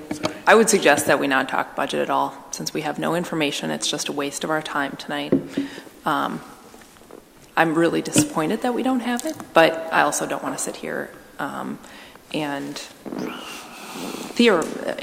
make suppositions as to where we might be next I week. think that makes sense. So then the last remaining question around that is, when can we expect a budget? And how are we going to plan for that? Because we have just a handful of business days, and we already have an education meeting and another special meeting. We are still processing budget information for FY19. I share your individual disappointment at not having budget information tonight. I assure you that the last place that Peggy and I wanted to be was having a meeting with you today without that information. Budget's a lot of work. That's something you already knew. That's not saying anything. This year we did have some unique challenges. The question is when we'll have the budget. It's a simple, straightforward question. Let's just move on. I don't have a date to give you. I think it's going to be necessary for us to schedule a committee of the whole so that we would be able to present a formal budget to you and have some gap of time between that and a special board meeting for you to vote. I don't think it's reasonable for us to put information in front of you and give you time to vote on it in the regularly scheduled monthly board meeting. Right. So we'll have to just pull this from the meeting next week. But we're required to pass the budget by the end of June, correct? All right. Let's see. Let's move on to the, fundraisers. Does anyone have any questions on page 20? Lester Park, Ordine East, Box Tops for Education. Classic. Bids, RFPs, and quote reports. So we don't have any bids, RFPs, the vehicle fuel requirements. This is a bid that we do for the vehicle fuel that we require for our bus fleet and other school-owned vehicles. The bids that the RFPs that we did resulted in 2 bids. They are exceedingly close as you look at the dollar amounts involved. And although it is our normal practice to come before you and recommend the award of the low bid, we do believe that it would be most advantageous to us for us to accept the bid from Holiday Station Stores. Their bid, I believe, was less than $200 more than the bid proposed by Quick Trip. And a number of factors play into why we would not otherwise go with the low bid.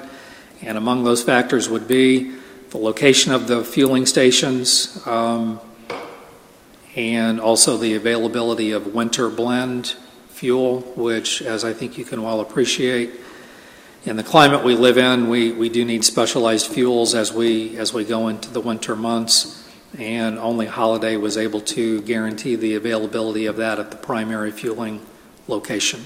So it is our recommendation that we go with the Holiday bid on the vehicle fuel bids. Member Oswald. Can you explain to me, or maybe Mr. Spooner might be more appropriate, is under what contracts are we required to take the lowest bid versus when do we have a choice? When we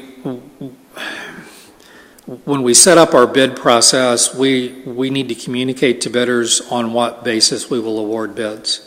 And in the RFP process on this bid, and I think we commonly do it on other bids, we include factors that will also be considered in addition to the actual value of the bid.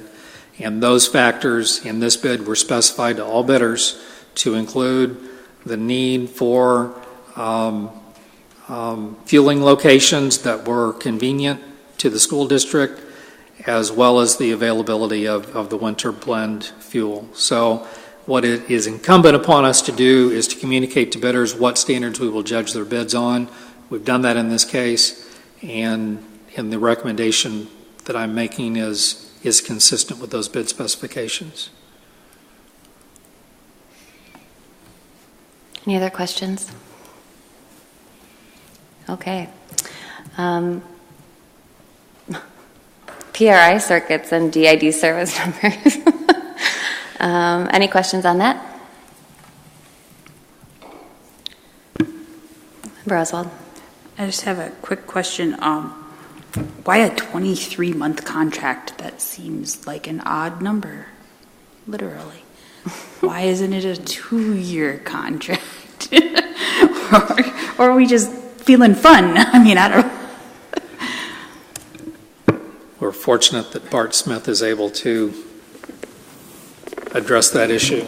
The reason why we went with a 23-month contract is it'll line up with our current charter or spectrum contracts to match the other ones. And we knew we wouldn't get it in time for last month because we had to quote it. So we're trying to line it up with the fiscal year again. Good explanation. Thank you. Gotta love those IT guys. Quick and to the point, right? Okay. Let's see. Moving on to policies and regulations. New policy 103 with regards to complete students, employees, parents, other persons. Discussion on that. Member Oswald. I know that this is exactly out of MSBA, but as I read Section 2C, when it talks about the appropriate administrator shall respond in writing to the complaining party concerning the outcome of the investigation or following up, I'm concerned that we don't designate a timeline or a method for the complainant to follow up with how long should they wait? I mean, do they know that something's going on 3 months later and nobody's talked to them or not? Or is it do they follow up in 2 weeks, and how do they do that? And do we have any guidance anywhere that gives a recommendation so they don't seem like they're badgering people over, maybe they will badger people if they use it, I don't know. But that's my concern about the policy is that it leaves a person hanging on the responsiveness of a school district, and there are times and instances when things aren't met in a timely fashion, and that's just the nature of our large district. And I would hope that maybe we could have a discussion or figure out how to include something like that.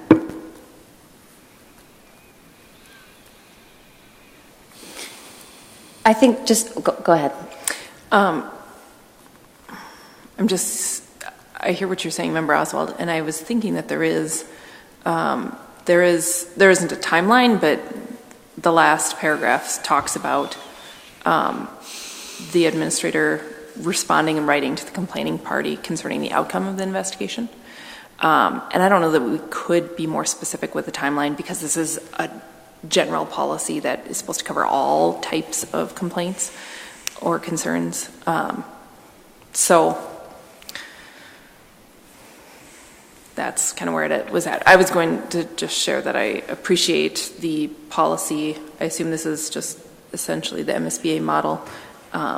And it's general, but that's what it needs to be. And so I'm in favor.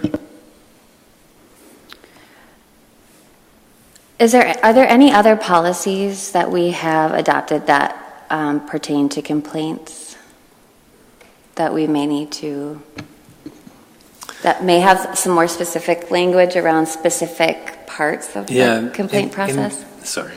But in the bullying policy and the harassment policy, there are different avenues of complaints, and I believe there is more specificity within those policies regarding those because they are, again, aligned with statutes. Mm-hmm. Off the top of my head, I can't remember what the timelines are, or if they just say timely.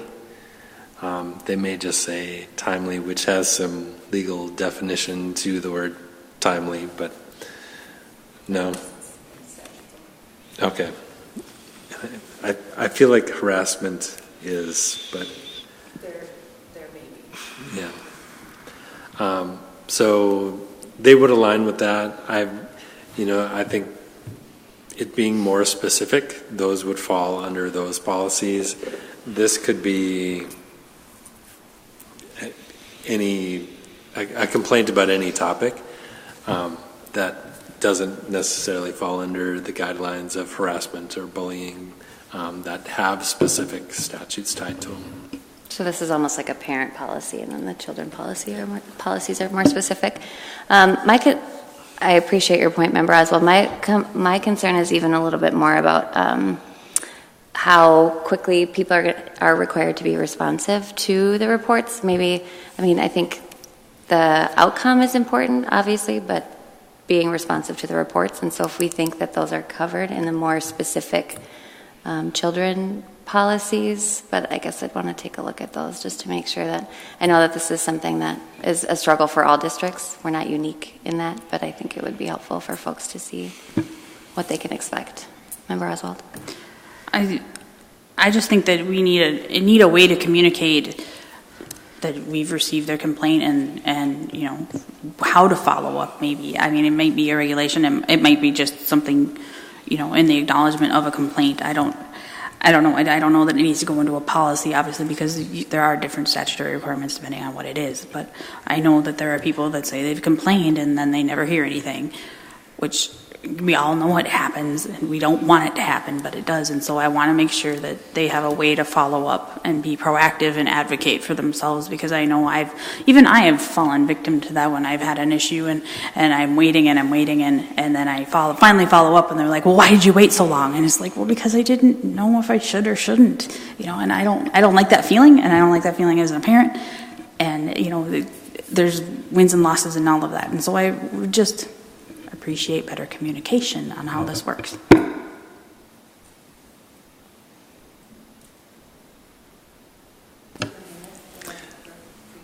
Well, I'm not specific to the timeline piece, but C in general, that says that we'll respond in writing to the complaining party, and I'm wondering how broadly does this go? Is this responding in writing to, say, someone called me up and said, the clock tower is a minute late again, or I think the third chime is out of tune, or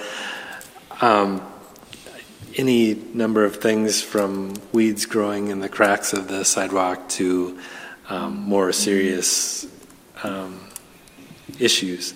And so if we truly are talking about all, I would have a hard time giving written responses to every situation. So I was trying to look at that through that lens. And then don't you think some of our more serious complaints are also covered in other policies? If you go on our website, there are, if we fill out a form to officially complain about a bullying issue, there's other directions given on that form. Same thing if it's a complaint and you're represented with a union, then they are going to also have policy that's going to inform all parties concerned, the timeline, the reporting back, and the officialness. So I don't know where this policy meets those as well, or it's just a general policy. I also would question, is email considered a written response? Are we talking snail mail? Because right, we as a board, we don't accept email correspondences. You have to mail it to us and to be considered in a communication, which is a policy thing that we should probably revisit in our modern age. But so that's my concern. And I guess I don't know why the respond in writing is in there. Is it to create a paper trail? Is it to have accountability and where we can see where the buck stopped? And so, right, and I don't know, is that always necessarily the top cheese in charge? Or is there somebody delegated down the line? I don't know. Those are great questions.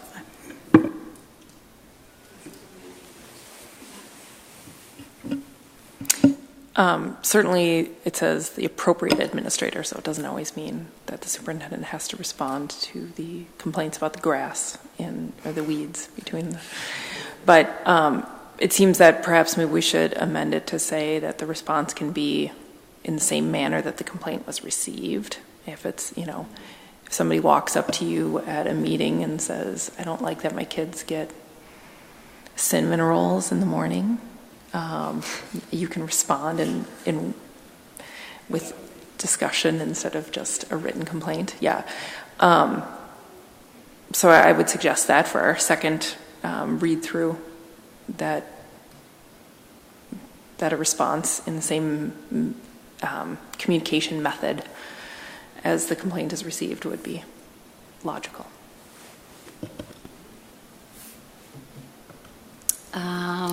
Member Lafferkamp. Yeah, I just wanted to say I appreciated in A that, and this is guidance for us as school board members, that however persons are encouraged to file a complaint at the building level when appropriate, and just, I think it's a good reminder for us to share that with people. And then it does, in C, highlight that the superintendent shall be copied on any correspondence and consulted in advance of the written response when appropriate. So it does give some guidance on the writing piece. And I appreciate that the superintendent is pulled in where appropriate. Member Lofeld. Well, and then I'll take back my comment earlier too, and then generally just say, when we look at this whole thing in context, it really is just kind of a general policy meant to kind of cover anything else that isn't, because if you look in the opening under the purpose, it says what I exactly just was asking the question about. It's about, if a specific complaint procedure is provided within any other policy, which we do. If you look at the policies on our other areas where someone might come with a complaint, there is forms on our website, there is a department that handles it, there is specific guidelines. So this one is just meant to, if a specific complaint procedure is not provided, then the purpose of this policy is to provide somewhat of a guideline. And I think that there have been, we have been a district for a long time, and we've probably had a lot of complaints, and we probably have policy to cover most everything we've ever really gotten, except for maybe, the weeds and the. And the pitch of the bells. Member Lafferkamp. Yeah, I was just, I meant to check on this. Is this kind of statement in our parent handbook that gets sent out?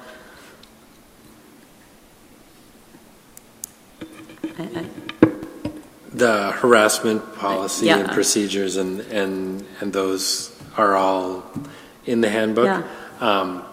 I'm not sure if there's a general, if you have a general complaint piece in there, but the more specific areas. I knew harassment and bullying were, it might be, as we're getting ready to do the handbook for this fall, to double check that, I guess, and make sure there's some direction, because I think there are a couple pieces that, particularly the one that I highlighted about people are encouraged to file the complaint at the building level when appropriate, to give direction to people. So I'll look in my handbook too. Member Oswald. Well, to follow up on your comment on that, Member Lafferkamp, I would certainly hope that no school board member would receive a complaint and tell that parent to bring that to the building level during that moment anyway. I would have hoped that we would be much more responsive during their time of having to approach us and in their moment of angst, whatever that may be. But once that's resolved, following up on how to work the system, because that's really what that is. And I guess I just have a procedural question, as I really do want to endorse Member Sandsted's suggested change as in the same manner that's received, or in the same communication method as received. And do we have to bring that up at the meeting to have that changed, or can we change it now and push it forward in the committee? Because I don't want that to get lost. I guess is what I'm asking. This is the first reading, so I think we can make that change and then ahead of the second reading.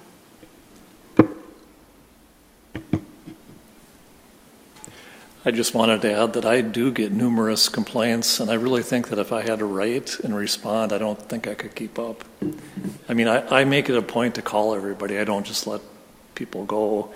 But if I had to actually write the letter, it would take, I would be writing letters all the time. There's weeks I get 5 calls, and sometimes the response might be a 20-minute phone call, but I can make a phone call a lot easier than I can type a letter and find an address and mail it. And I guess that's what I wanted to touch on.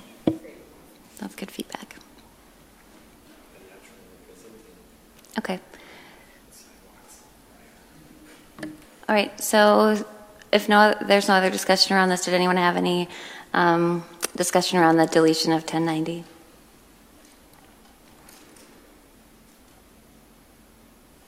Okay. We will move on to the contracts. And so we have a contract on the table from Fuel Education. Someone want to speak to the process and the purpose? CFO Hassler?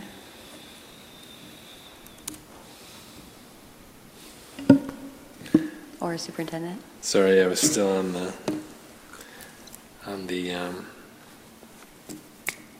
103, because if we say now in the same way we received, does that mean if Dave gets an email or a letter, would it be okay for him to call that person rather than write them a letter?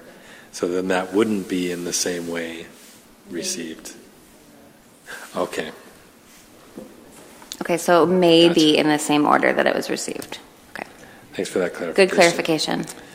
FuelEd is an online service that we use partially with AEO and our ALC program for some of our courses.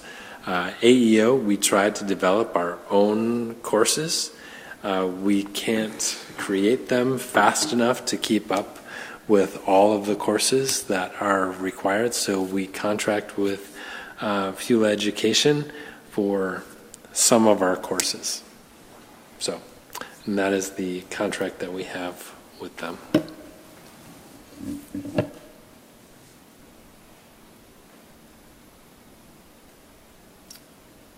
And these are for math, which specific courses? I wouldn't be able to tell you which courses they are. I just know that there are some, probably in various areas, because we have not created all of our own courses that are needed. Adrian would be able to tell us which courses they are specifically. Okay. And there's obviously a lot of online educational products and services and companies. How did you decide to propose that we work with this group? Bart, can you remember how long we have been with Fuel Education? I know that there were several companies considered initially, and this is a continuation of their services.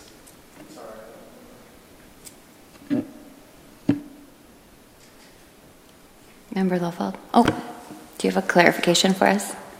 I think we've had Fuel Ed since we started the online school process, so it's been 4 or 5 years, something like that. I think we started with K-12 for part of it and then switched to Fuel Education because it was more flexible, a better product, and less expensive. And I know that in the past couple of contracts, we have negotiated for a lower price each time. Member Lofeld? So I looked at Fuel Ed before we got here too, and I would encourage any of you to do that. It looks a pretty reputable online academy. My question is though I think this particular one sitting in front of us today looks like it's going towards our Denfeld and it's Myers-Wilkins programming. it's signed, if you look at the agreement, it's really between Duluth Community School Collaborative. So this is... That's separate. Yep. Ah. That's around the positions at those two schools. Because then I was going to say, why is it for 30,000? And then if you go down further to the agreement, okay. Sometimes. But I think that. Well, that was going to be my question, because how do you know that it's when you go to the agreement? I just thought the agreement following fuel ed was the agreement for fuel ed. Right. So this to me just looks like an order form, and I'd be curious to see the contract language that sits underneath it, like the EULA and some of those other, the master service agreement perhaps, because there can be some finicky language in some of these contracts. Member Oswald? Does this cover like any course we may need, or is there a limit to the number of courses? Or, I mean, being if we only need one course next year, is it still a flat fee versus we use 10 of their courses? How does that work? I believe this is also programming that they use to build their courses. I can certainly check in with Adrian and get more information on... Do we meet them tomorrow? Aren't we working with AEO tomorrow? In education, we could ask them some questions. Mm-hmm. Yeah, you can have some crossover conversation. Thank you. Any other discussion there? Can you put your microphone on, please? Do we want to specifically email tonight or tomorrow morning and say that we have some questions about fuel ed so that they're kind of ready for any question we might have? Will you do that? Okay, thanks. Thank you. Well, Member Lofald set us up beautifully for the discussion around the agreement for the full service community school collaborative positions at Myers-Wilkins and at Denfeld. Do you want to just give us maybe a brief reminder, Superintendent Gronseth, around these positions?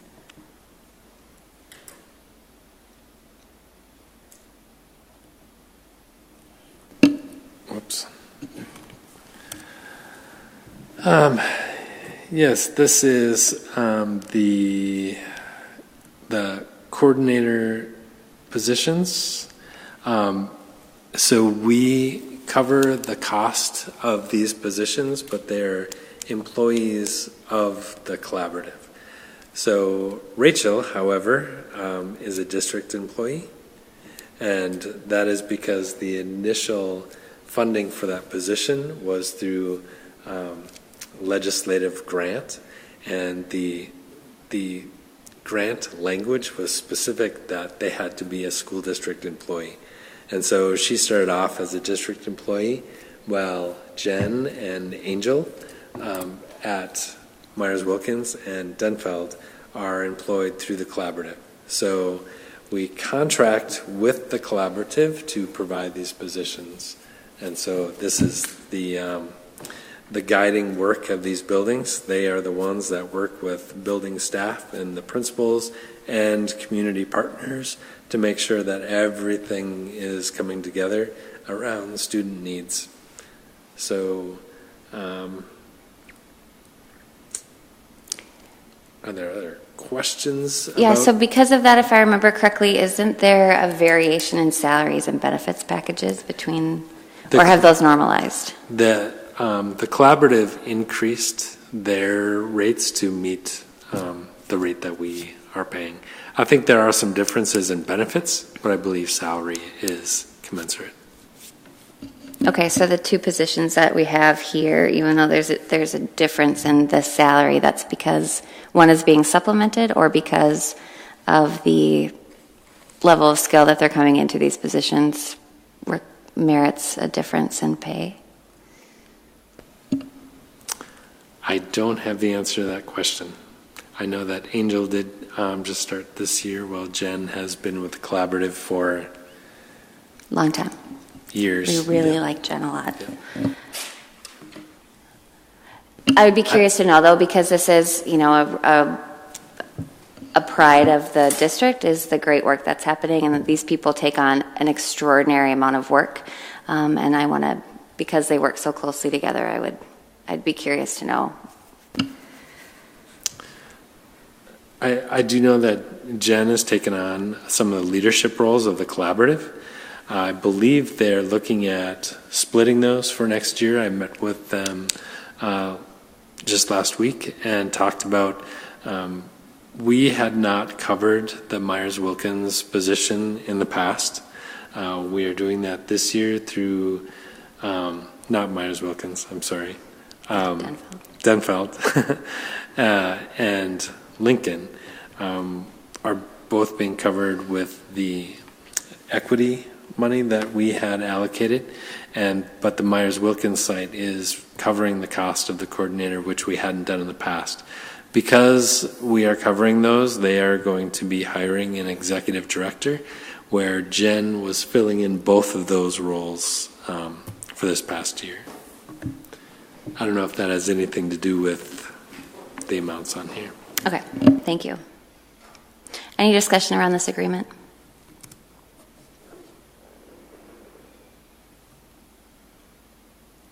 Okay. Did I skip something? Oh, okay. Okay. Resolutions. Acceptance of donations. Oops. There was another contract there. Oh, I apologize. Specific to PMA, the financial advisor. Yeah, hold on. Okay.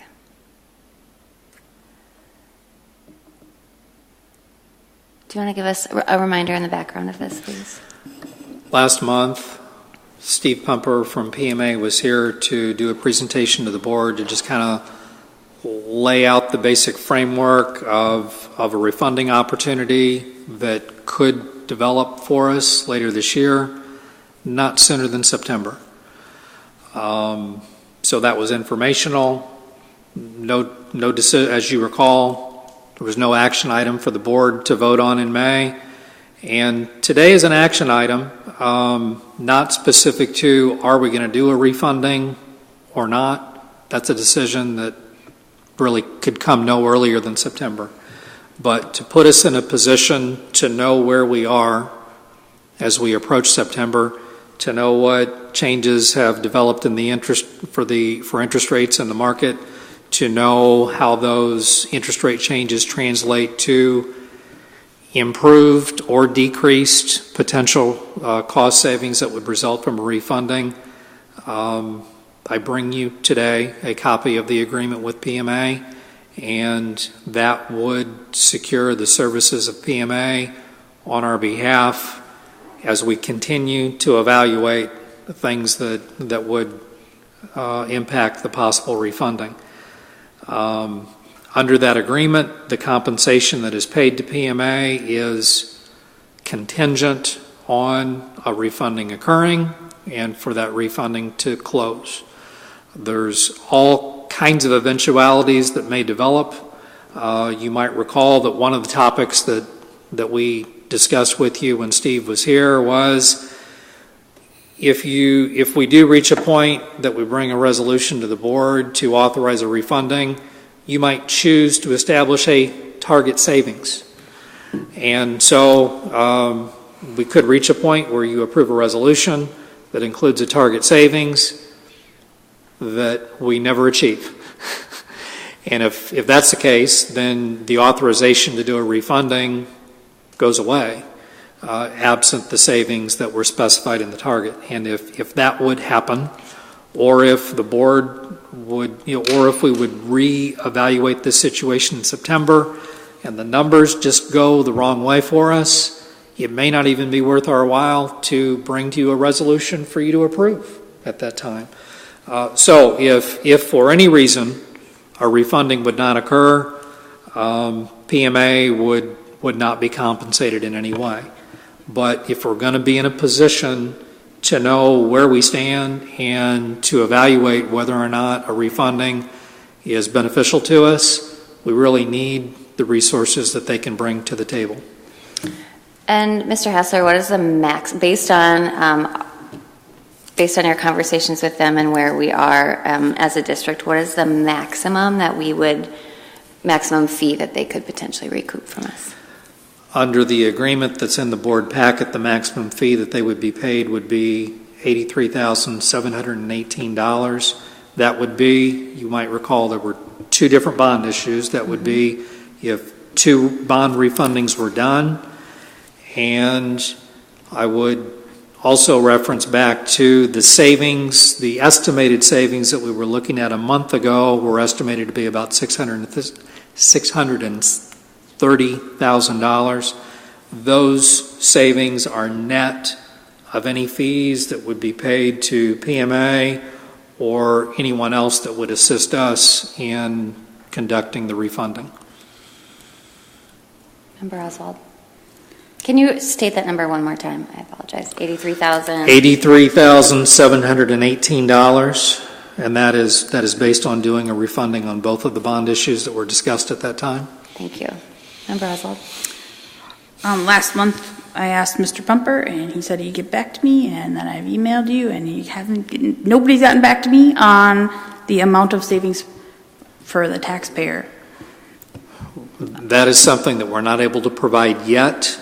That is something that we could provide you in the future if we reach the point that a refunding is going to be recommended.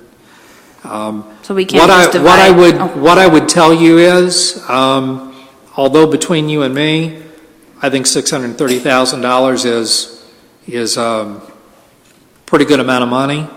When you track that back to a taxpayer by taxpayer basis, it is in all likelihood going to be a pretty small amount on a per taxpayer basis, and that per taxpayer basis is going to need to reflect, what is the valuation of that person's property. So we can get you answers for that for an average homeowner, but I think it's realistically going to be a small number. And I would suggest to you, though that may end up being a small number on a per taxpayer basis, I think we need to look for opportunities to save wherever we can. And in this case, the savings that we're talking about is not savings that's going to make our budget discussions any easier. What it is going to make is it would impact our future debt service payments. Well, I'm just looking for I'm sorry to cut you off. I just think it'll be quicker in that I'm looking for that number that when we try to sell this to the community, we say the average homeowner of a $150,000 house will see an increase of $2.18 or something, some fairy tale number that's in there that we don't know how it was created. And so I would like to know that number backwards. That's pretty plain and simple. And I don't anticipate it to be a large number. I think a 1% savings, like Steve Humper has said, this would average about a 1% savings, is still money saved. So I just would like to be able to quantify it. We will do that. Any other discussion? Okay, now we're moving on to the acceptance of donations. Any discussion?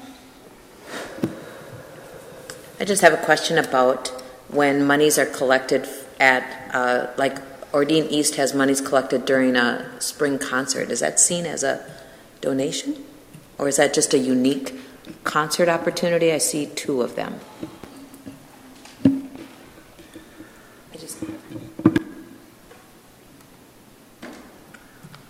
That may go under fundraisers, or it could go to the student activity accounts. Peggy, I'm guessing you have more specific information about what the difference is.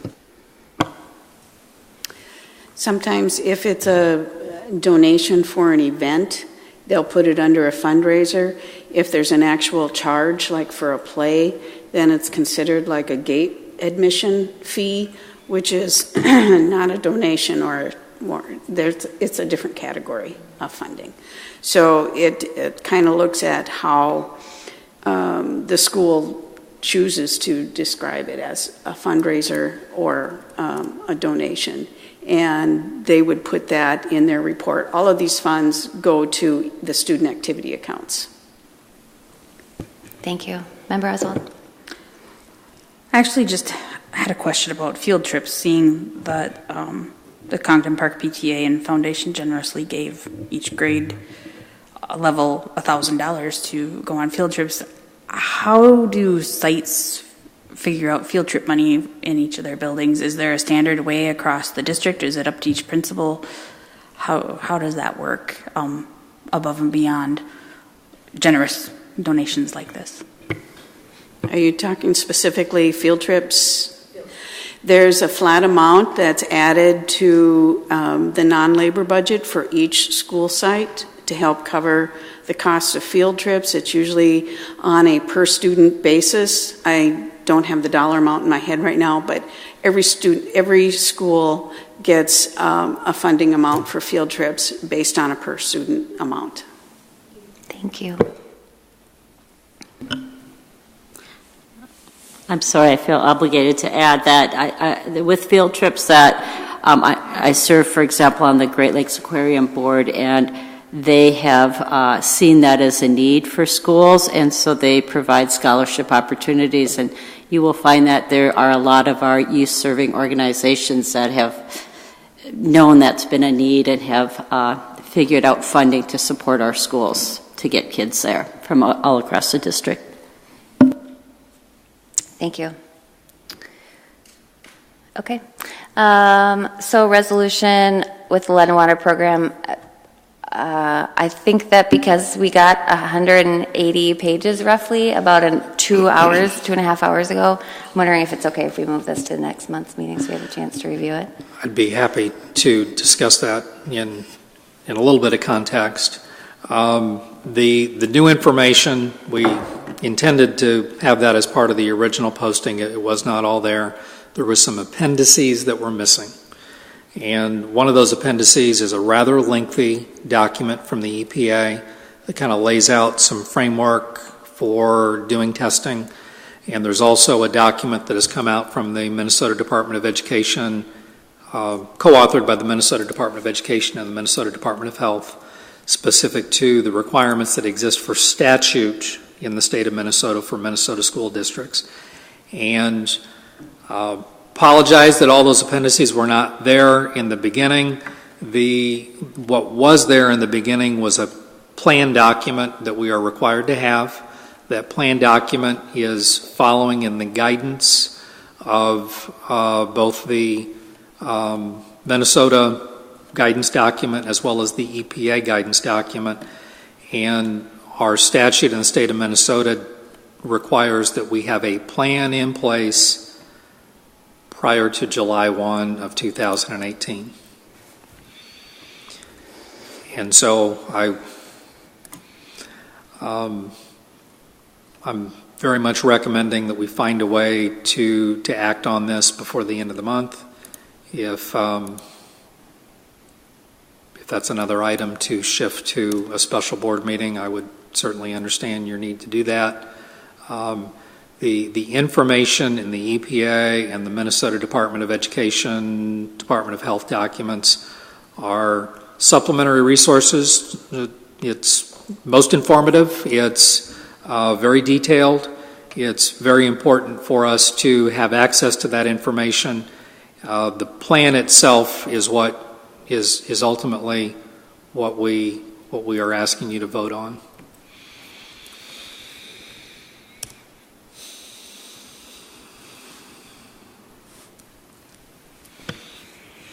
Possibly, I'd like to add that for as long as I've been here, we are compliant with all EPA requirements and MDH requirements, and we have tested for lead and water, and the requirements really haven't changed. What's changed is we have to have a policy in place by July 1st. So we are compliant, we have been compliant.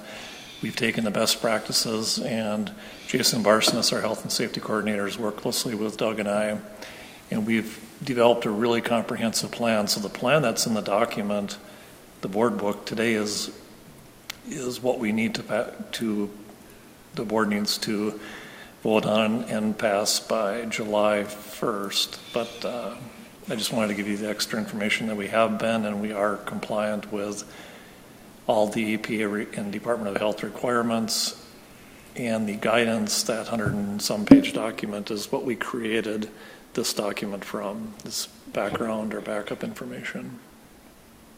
Thank you. That's really helpful information.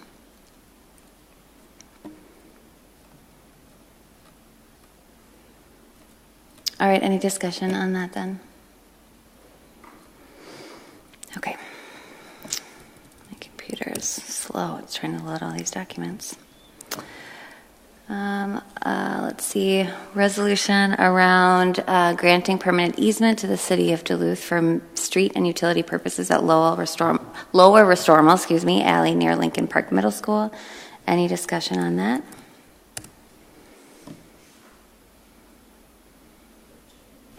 Sure. Basically, this is housekeeping. This has been ongoing for, I'd say, since we built Lincoln Park Middle School. If you're coming up to Lincoln Park and you're making the big tight turn, off to your right, Restormal Street ends about, I don't know, a block and a half, let's just say, down the hill. And there's Restormal Street, and there's a gravel path that goes to the alley, and buses and the general public use that. And the city's been maintaining it, but it's our property, and we haven't formally executed the agreement or the easement to allow the city to maintain that. And that's what we're doing here. It took us 5 years probably to get this done. It's a housekeeping project that we just didn't do and we should have done. The city is going to improve and maintain it, but we didn't have the actual document in hand. Thank you. That's helpful. Correct. There's 2 parcels of property. They're broken up into 2 resolutions. All right. Any discussion on those?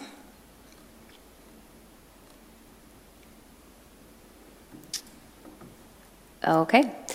We're then moving on to the resolution to convert voter-approved referendum authority. And I believe CFO Hassler, you're going There's to... a MSBA, or not MSBA, Minnesota State High School League. Oh, okay. contract. I'm sorry. My computer's still trying to load all those documents, I think.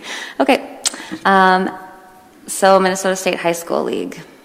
Any discussion? I have a question on go ahead. that too. That's why I pointed out that they're on page 66.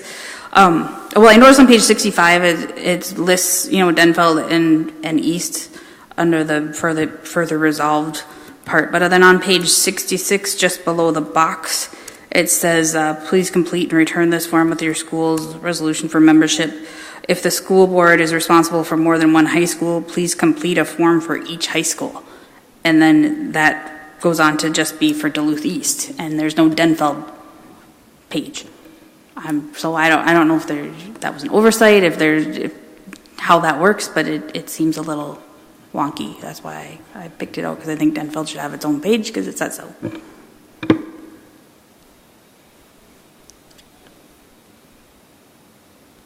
So we're going to get that taken care of, is what I'm understanding, ahead of next week. That was actually my question. Okay. Is that your understanding of it as well? Because I see that you're the designated school board member. Yeah, I was looking to see where Denfeld's... Can you turn your mic on, please? Thank you. Is that on our AD's role? Do they have the form, or does this come from our office and you just fill in our AD's names and my name? I believe it comes through the assistant superintendent's office. Okay. I believe this is our contract with them for next year. Yeah, both of them are listed. First page, with the second page, it says. Can you turn your microphone on, please? Thank you. Thank you for correcting me. It just, on the first page it lists them both, but on the second page it says you need a form for each high school. Just below the box, right above where Duluth East is typed in. Good catch. Any other questions on that? Member Lofeld? Oh, I'm done. Okay. Now we're moving on to the resolution to convert voter-approved referendum authority. Under Minnesota statute, school districts have the ability to, by board action, authorize an operating levy of up to $300 per pupil unit. We've not done so in the past. Doing so at this time would not have the effect of increasing any of our levies. What it would have the effect of is converting that part of our levy that is now considered to be voter approved.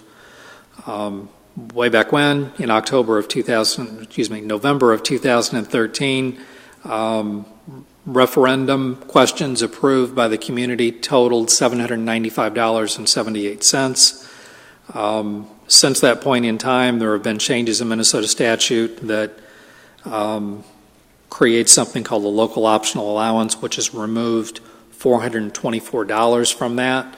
So the balance of our voter-approved referendum authority is about $371.78. The effect of this resolution, again, would not be to increase our operating levy. It would have the effect of shifting over what exists today as voter-approved to board-approved or board-created, and it would remain in place for a period of up to 5 years. After 5 years, it would be subject to expiration or could be renewed by the board at that time. If I could add, there were a lot of things during the legislative session that we were working with not fellow legislators, but our legislators and legislators across the state on. This is one of the pieces that was in the tax bill that legislators had put in place, that this would happen automatically. When it was vetoed, it went on the wayside. This is a piece that we and MDE were really hoping would be in place, because there are so many pieces to this legislation, because there was the local optional allowance. Thank you. Local optional allowance, and then there was this other board approved, and then it was the other voter piece, and they're trying to kind of simplify this process, because each of those pieces had different language around it, different process that had to be taken, and so it would have helped to simplify things. So now we're seeing across the state that more districts are moving towards putting this all together in the board authorized piece, in hopes that the legislative session next year would include the language that was intended to be in place for this year. As we go out for a referendum, and we hope to bring you a package to consider next month, this would allow us to speak to this a little more easily too, because there aren't these different pieces. And so it would be helpful to slide this over to board approved. So that's a piece of it too.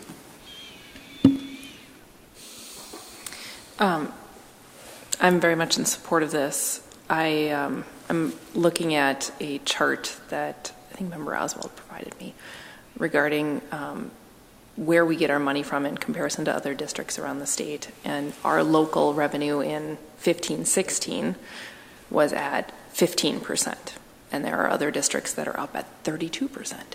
And so we're very much on the low end of where our local revenue, or the amount of revenue that our district gets coming from local sources. And this doesn't increase that at all, but it stabilizes it, and it allows us to be able to count on it going forward. And so I'm very much in support of that. Member Oswald, is that something that you could share with all of us? Have you already? I already did. Oh, you did? Okay, but I can re-email it again. I believe it was the function of the spreadsheet from St. Cloud, I believe. So, okay. But there's a link that I had emailed. I can re-email it. I apologize if I missed it. I think one of the other documents that's helpful, maybe, I don't know, CFO Hassler, if you've shared this with everyone, but it was shared with Chair Kirby and myself, the fiscal year 19 referendum authority for all the districts across the state. So we see how we kind of stack up in comparison to other districts our size. I think it's just helpful information to have for folks as they go into making this decision. I think it might also help as we kind of differently wrap our heads around this and are able to articulate what exactly it is that we're voting on. Member Lofeld?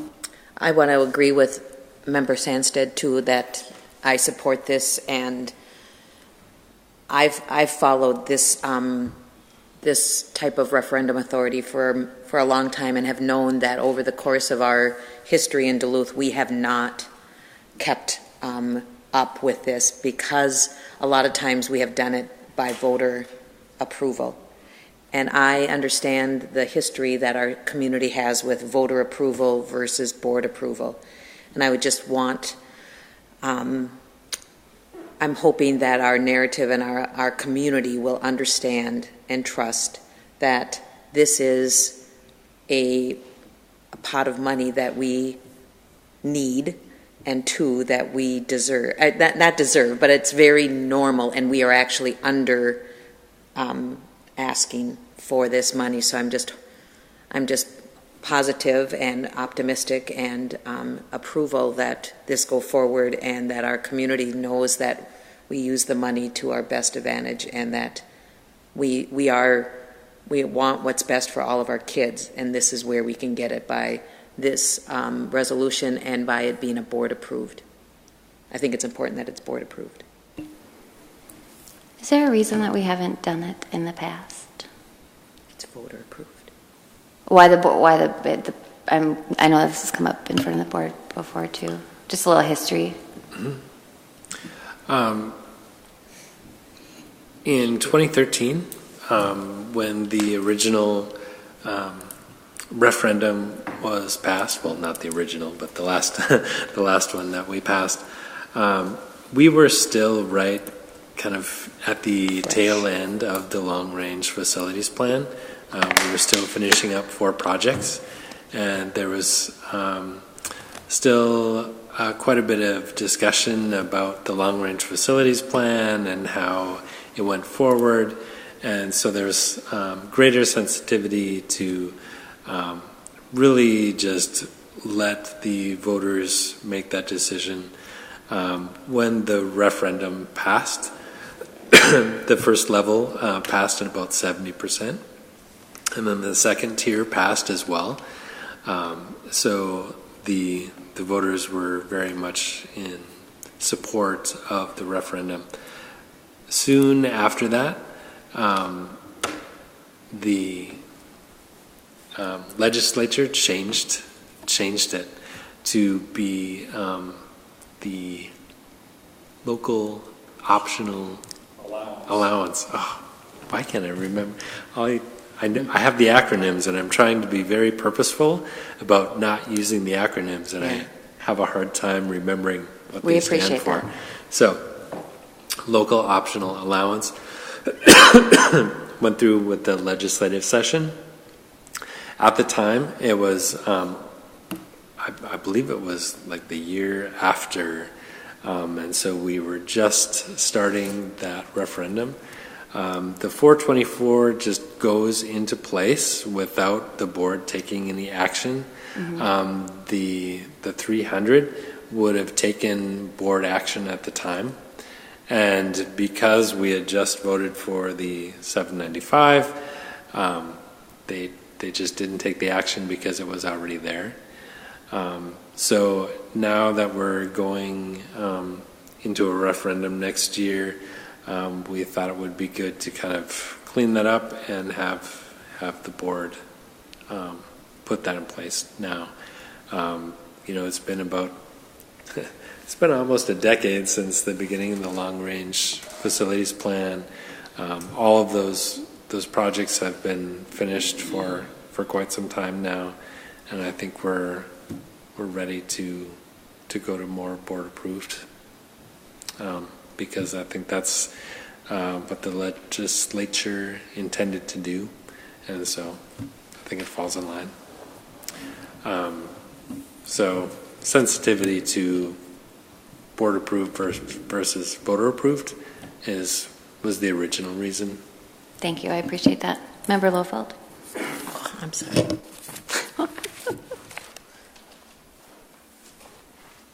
All right, any other discussion? Okay. Great. We talked about the adoption of the budget and when we can anticipate those numbers. I think in years moving forward, we can look for ways to fix this so that this doesn't happen again. I understand it's very complicated, and I'm not meaning to demean any of the hard work that you all have put in, but I think the further ahead of this 8 ball we can get, the better. Anything around the sale of property? No updates. Are you looking at the informational items? Oh, okay. I'm looking no, at the placeholder. H. No, there's nothing under the placeholder. There is, just jumping ahead a little, there is a report from Greg Fulmer on the property sale update in the informational section, and there's really nothing to add from what is there. Okay. Expenditure contracts, any questions here? Or discussion? Okay. Let's see. Or any of those agreements? Nothing? Okay. How about the revenue contracts? It's a lot of toggling. Thank you, Member Lofeld. 281.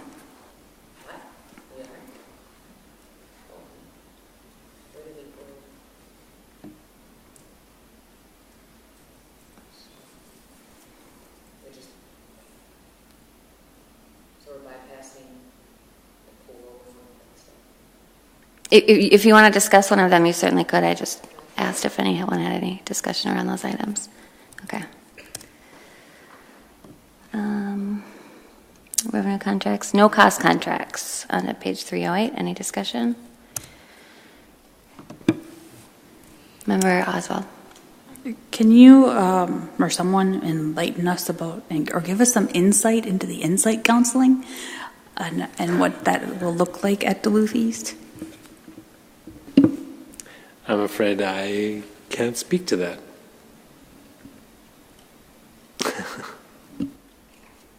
Well, I read the contract. It is about grief counseling of some sort, but I didn't know if they're going to run independent groups or are they going to be billable or so. If you don't know, you don't know. But I would appreciate maybe an update from somebody that does at some point.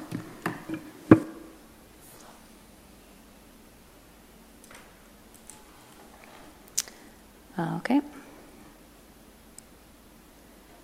Facilities management and capital projects status report, our favorite part of the evening. Anything that you want to mention on that, Dave? Get to it right now. I've got different pages than you do. Okay.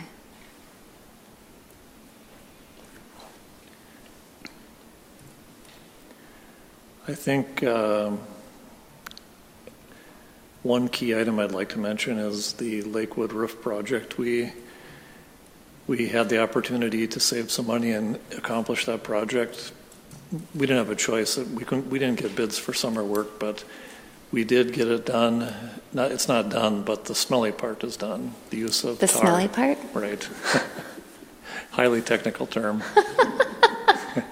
But the odor, the H2S odor, hydrogen sulfide, which comes when you put the tar down, is that aspect of the work is complete. They're working on sheet metal right now, and some through-wall flashing work and some masonry work will be completed in the next month or so. But it was difficult. It took a lot of coordination, a lot of work from our facilities office managing that odor issue, but we accomplished it and had a few complaints, but nothing major, and I think that was some great work that our facilities team did. We've got some other projects coming up, Ordine East Middle School gym. That's 1986 vintage, 87 vintage, and that will be renovated. And when school starts, it'll look like a new gym when that's done. Floor finished, the new curtains, bleachers tuned up. That was one that wasn't done during the long-range facility plan, and that is getting done. Other than that, it's kind of a long report, and we've been here a long time, but if anybody has any questions, I'd be happy to answer them, but it's work as usual, I guess, for our department. So is the issue at Congdon with the buddies who moved in, is that separate from what was on previous reports about some odors, or are those linked? No. That we were talking about Lakewood. No, I know, but we've had, right. There's a stinky room, right, at Congdon, and is that related to, no, it's separate from? I think it probably is related. Okay. We'll be sharing more about that tomorrow. Okay, perfect.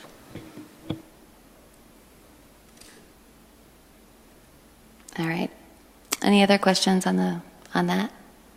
Glad to see you hired another custodian. That's great. Legislative platform priority. Did you want a levy update? Someone's trying to get in. Or out. Thank I'm you. not sure what door would be locked that they're knocking on.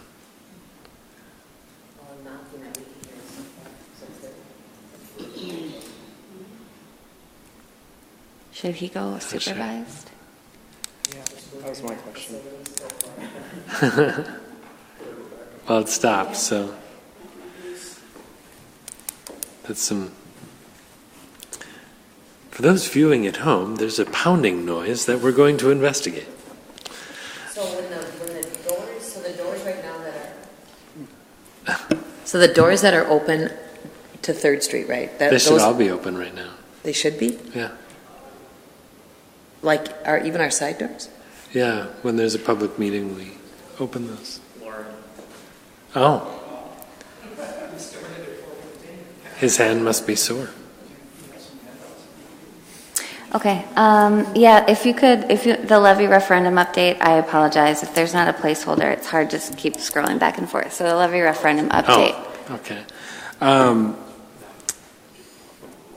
As you know, Melinda sent out some dates looking to set a committee of the whole. I'm not sure if that landed on the 18th or 19th. I know that she was sending you information on that, July 18th or 19th, for more information on that for the polling. And then looking at scheduling a special board meeting later in July, July 26th, for more discussion on what a referendum package could look like. So right now they are still working on the polling. They paused for a while and are starting that up again next week.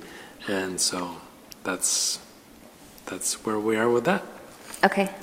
I know that their community group has continued to meet. They've asked for more information as well on timelines, and so I've shared that with them as they continue to look for ways to support the district. And I know that they've been reaching out to other people. I've shared kind of the district and in. If we could just have a little bit of quiet in the background, thank you.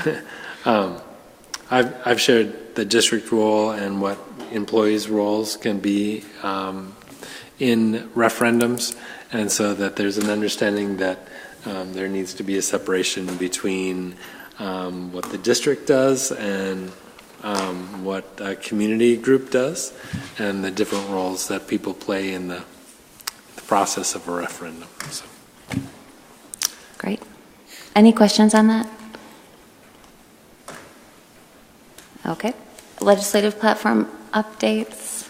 for out of session. We could probably that. take that placeholder off until our next session starts up. Most of everything that was on our platform was included in one way or another in bills that were vetoed. The one piece that remains is the school safety funding that was in the bonding budget. That should be coming out from MDE this week, next week.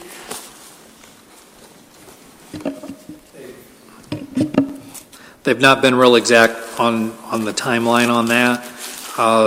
What the superintendent is referring to is the bonding bill has identified $25 million of school safety grants that will be made available to school districts around the state. Half of that funding will be available to school districts outside of the metro. And the general process that we've been informed of is they're working on pulling together application documents and materials and getting that out to us in the next couple of weeks. And we'll have those in hand, and then we'll have, again, about 2 or 3 weeks until the application deadline hits. And what is really significant about this is, and it's specific in the statute, funds will be awarded on a first come, first served basis.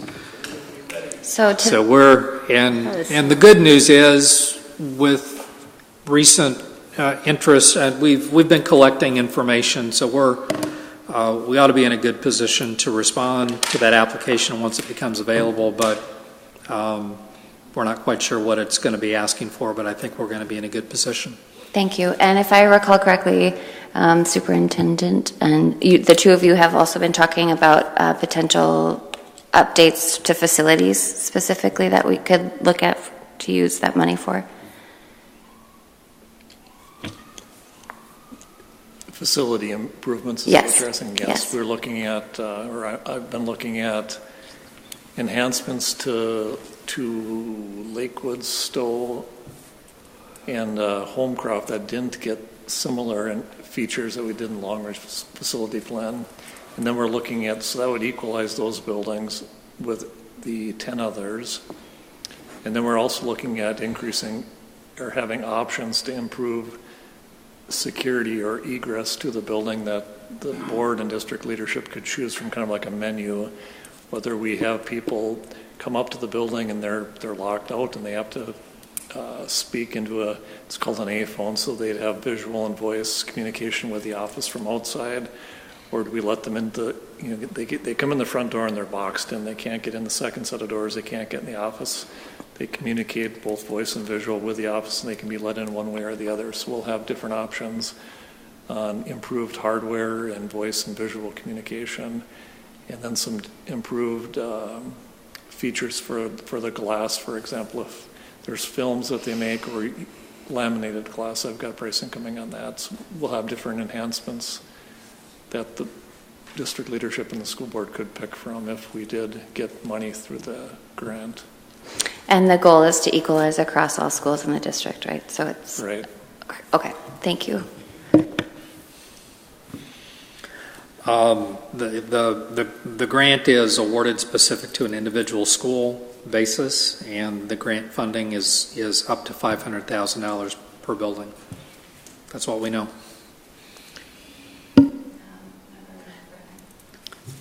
That's exciting. When did you say that? Did you have a tentative time frame? I think by the end of the month, I would certainly expect to have the application documents provided to us by MDE.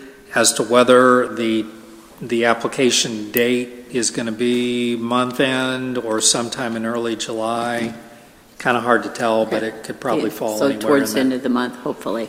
My comment, I was just going to say in terms of the update, the legislative update, just wanted to let folks know that the School Board Association does put lots of good updates also on their website, and then their August summer conference that some of us, I think, are registered for. We get a booklet that they put together that we can share with you as well. But that's just one avenue to get some good updates.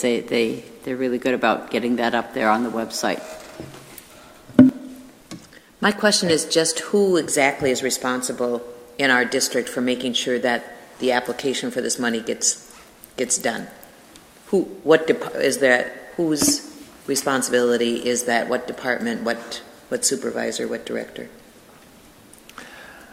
We haven't had conversations specifically about who would be filling it out. I'm looking at Dave. I know Jason Barsness is also involved, and so it would fall on us, but we'll be more specific about who's going to fill those out. Depends what needs to be on the applications as well. Following up with Doug's comment about $500,000 per building. So if we have 13 buildings, we could get $500,000 per building. The statute does allow for an award of up to $500,000 per building. I'll admit to you, I'm a little unfamiliar with a state funding program that's based on first come, first served. Though that sounds pretty straightforward, I'm not sure what that means. I don't know if that means that if we submit at 1201, which we've thought about doing,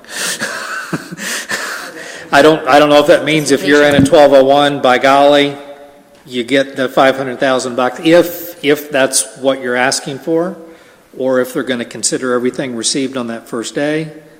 I don't know. Hopefully we'll be able to get to the bottom of that. But there is funding here. There is opportunity for us to evaluate our existing systems and make some choices about what we want to see in our buildings and put together an application to get that money and hit the button at 1201. So to that end, so the process then is not the information about, so the RFP or whatever goes out, and it's whomever gets it in fast enough. It's the RFP will come out, they'll give us a window of 14 days or 21 days or something, and then applications will begin being accepted at 12:01 on August 1st, for example. So if that's the case, then we need to push the button at 12:01. Yeah. So, and hopefully none of this is overly contingent on the school board, because I would hate for us to hold up the process to getting you all to push the button at 12:01. I think we need to get as much of this money as we can to prove to our communities that what we already know, that school safety is really important. And I'd expect every other school district in the state is having the same conversation. Member Lofeld. Do we have any? So this comes from the MDE, not from our legislative body. As far as the deadline, the application, the specifics, it will come from MDA and not our governing body that gave us the money. They gave the money. Under the statute, MDE is our facility. Acts as the awarding agency. I think it referenced some consultation with another state agency. I don't remember which one it was. But MDE will prepare the application documents. They'll receive them. They'll act on them. Has anybody contacted MDE to well, see as soon as I read the statute, okay, dashed off an email to Tom Melcher, and I was so very happy that Tom's a very busy guy, and he responded to me within an hour or two. Now, at that point, he was communicating, yes, we've been meeting about that this morning, discussions are continuing, and just kind of laid out a vague kind of time frame. So it was helpful, but it's a lot short of having the detail that we need, and what he described is you're going to get a document, everybody in the state's going to get a document, and you're not going to be allowed to apply for it for about 2 or 3 weeks. So I mean, it's so we're all going to be starting from the same start line as every other school district, and the finish line is that application date, and in so many words, if you don't get it in on the first day, you may not bother. Well, I'll continue with the sports metaphors. I appreciate all the training you guys are doing so that we're going to get out of those blocks fast. Okay. Let's see. It looks like then we have a number of future items. Any other discussion? All right, so stay tuned. There's that updated schedule of meetings, and we'll work on getting the, go ahead. Speaking of updated list of meetings, I was asked to remind you, or not remind you, maybe tell you, that there is an additional special board meeting scheduled for Thursday regarding employee issue.